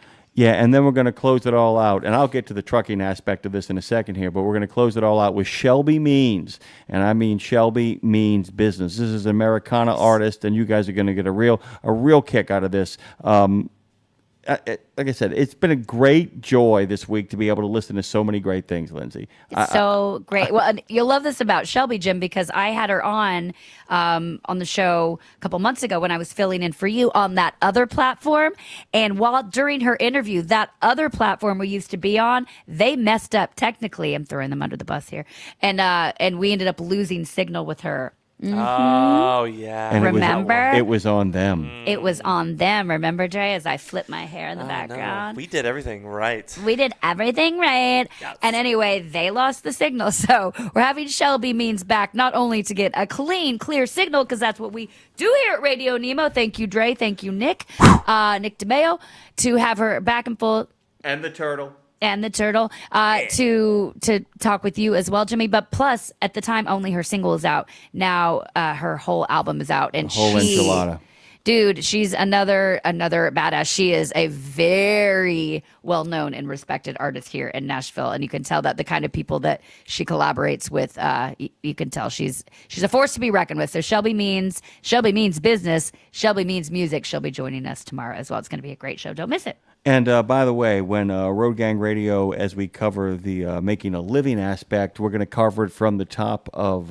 We're going to start right off the gate, rather than having Dean Croak drop in. Simply just drop in at 7:30 in the center, 8:30 in the east. He's going to open the show with me, Lindsay. So Who's that guy? Dean Croak. One more time. Who's that guy? Dean Croak. Imports, grilling, produce, and the 100 deadliest days of summer are what's very much on Dean's mind. He's going to join us to open the show. We'll be taking your phone calls at the outset. We'll do our pledge, national anthem, and a good word from the good pastor. Oh, say. Hey, by the way, thanks for using my national anthem. I know you have no choice right now but to use it, but I appreciate it anyway. Free publicity. You're quite welcome. Our good friend Dean Croak, the ex-owner-operator, 2 million miles over the road covered. Actually, it's well more than 2 million miles now. And the owner of the Crumpy Pete Peterbilt show truck. He is the principal analyst over at DAT. He will be joining us for the entire first hour. If you want to get a chance to talk to Dean, I know a lot of you guys are cuckoo for Cocoa Puffs about his social media postings. Please head on over there to all of his socials. He has got a remarkable thing cooking. He shows the trucking industry from both sides of the desk. People who sit in the chairs and the people who sit behind the wheel. Always thrilled to have him. It's our first edition of Canada Calling. Will be Canada immediately calling to other people of America. It's a pretty good song as well, too, by the way. And they're going to be Can joining you play us. it? I don't know yet. I don't know. Okay. I don't know. Working on it. Jim and Joanne, JR and JP are going to be on the scene as well. And then we're going to wrap it up, waiting to figure out who the boys from Hawaii are going to send us for Washington Trucking Week. When I tell you, let's go through it again. That guy. The Canadians come a-calling. The boys from Hawaii make their presence known. Megan Kate Nelson is on the scene with the Western of the Month and the Redheaded Stranger. Lauren Hare, and, we're going to be talking about Aikido with not only him, but Bob Ohata. Bob Noha. I was going to say Aikido and Noha combined into one word there. And then finally, we're going to mean business with Shelby Means. It is a really racked, packed, and stacked lineup on Road Gang Radio. #RGR. Hashtag RGR. Yeah. Speaking of meaning business, she's a Grammy winner. We've got a Grammy winner on the show tomorrow. Shelby recently unveiled her Grammy on social media, taking it out of the box at home, which was a pretty cool moment, taking it out of that velvet and placing it upon her shelf.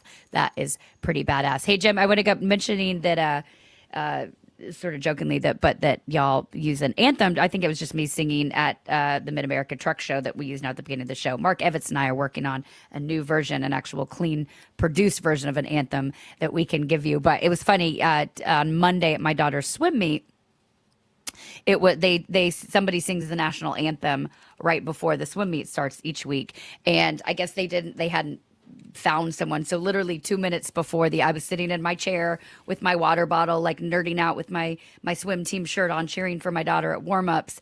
And the swim coach came up behind me and tapped my shoulder, and she goes, "Are you warmed up?"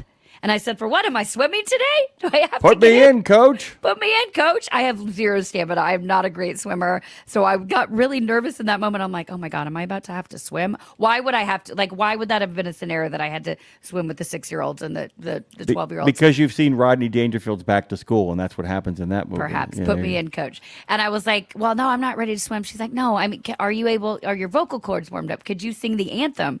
We don't have anyone. And my first response was, Jim, I said, what does the gig pay?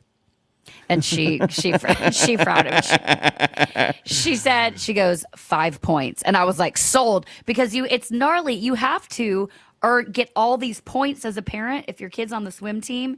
Dude, the commitment that goes into being a parent when your kid it's like, I just wanted my kid to swim a little bit. But then it's like, oh, I'm in this too. I have to get 50 points of volunteering throughout the swim season.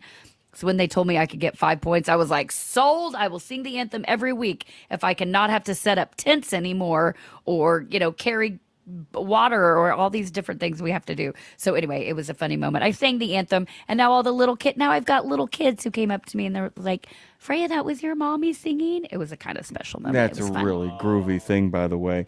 I wanna actually talk about a trucking story from earlier this morning, not in regards to the happenings on Washington or Capitol Hill or rules and regulations. I wanted to bounce this off of you, Lindsay, because this is the kind of thing that You want to bounce something off me? Is that a fat joke? You bet your butt it is. It's a Pillsbury. My butt? Is that a fat joke? It's a Pillsbury Doughboy joke. Is that a fat joke?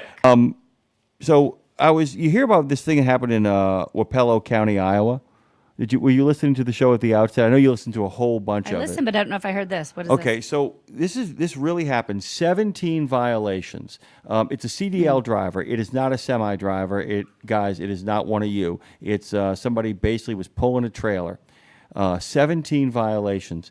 65 mile an hour zone. The dude was doing a plus 100. He was Good doing Lord. over 100 in a 65 zone. Here's the punchline. The trailer he was pulling, one of the other violations, so we know violation 1 was speeding. Violation 2 was the brakes on his trailer didn't work. Oh my gosh. Which means the only thing that stopped the trailer was the truck. So when he hit those brakes, that Ooh, I trailer... just got anxiety. Yeah, exactly. There were 17 other violations. Now, here's the punchline. So the Iowa State Patrol... That's not the punchline? No, the Iowa State Patrol on the Book of Face writes this. It goes through the entire story, the idea of the 17 violations, clocked at over 100 miles an hour. Literally, the brakes don't work on the trailer. It says, slow down, put the phone down, and don't become a statistic.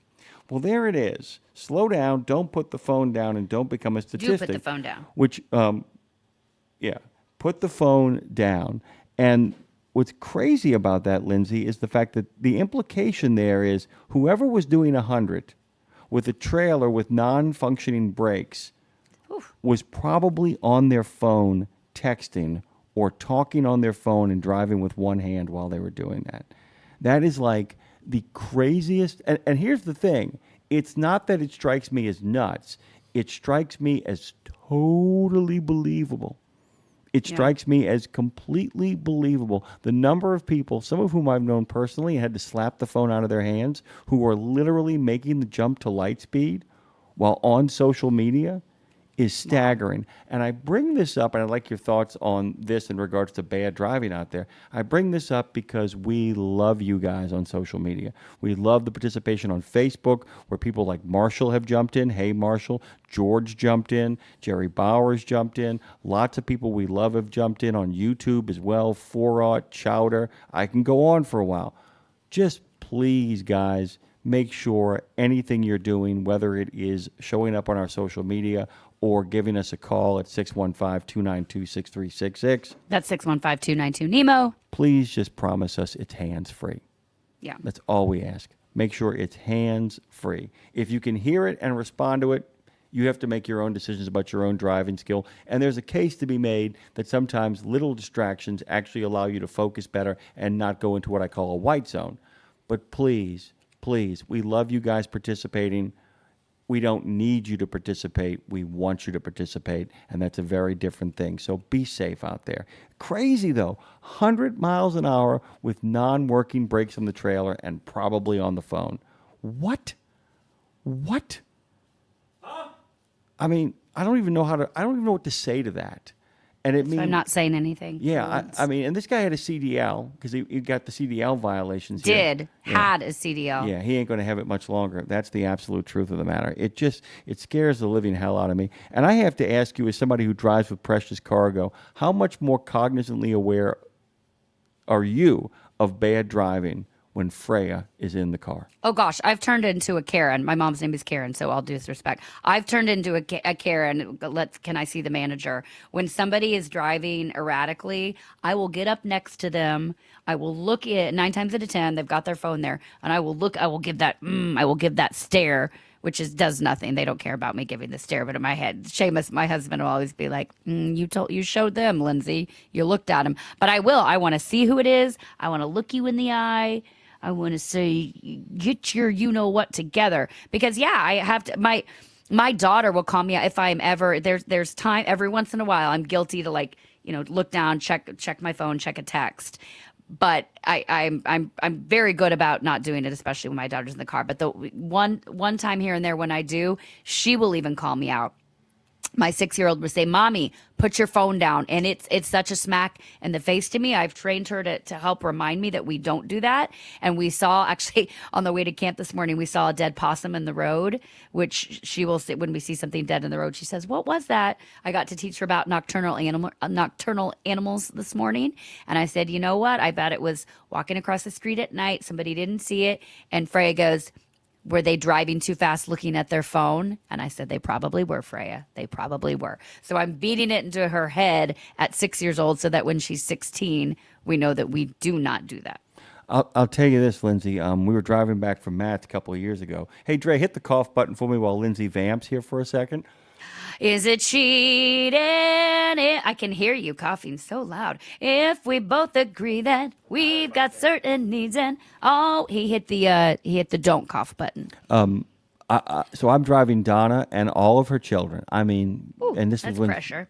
when Sawyer was first born, and I'm driving back, and I didn't even think about it. Lindsay, at some point I became aware, I'm literally coming back into Nashville right as rush hour is just kicking into gear. And I mean speeding rush hour, not gridlocked rush hour. All right? So I'm doing that. Okay. And I suddenly realized, I had this moment of mindfulness where I realized I'm driving 10-2, straight forward. I had literally morphed into like perfect, like textbook driving, because I was so concerned with that little baby in the car and the maniacs that were making their way across the highways and byways.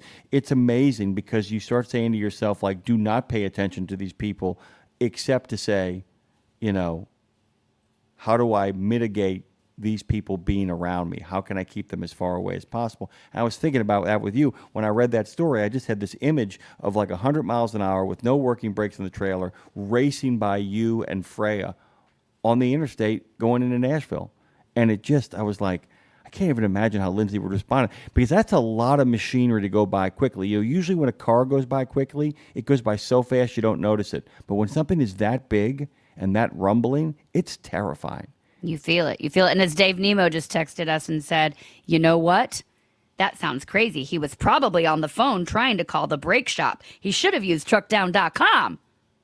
Well done, Nemo. That's why they pay him the big bucks around here. By the way, he was terrific on the air this morning. If you guys get a So chance great. to go back and listen to Education Station when we repost it a little bit later on this afternoon, tomorrow actually, when we get that stuff posted up and running, that is such a funny segment. That guest was terrific, by the way. David was out of sight from Brown Dog Transportation. He was out of sight. Great. And then Dave jumps in to talk about an old story from the Overdrive days and the early days of Matt's. I'm not going to even try to do it justice, Lindsay.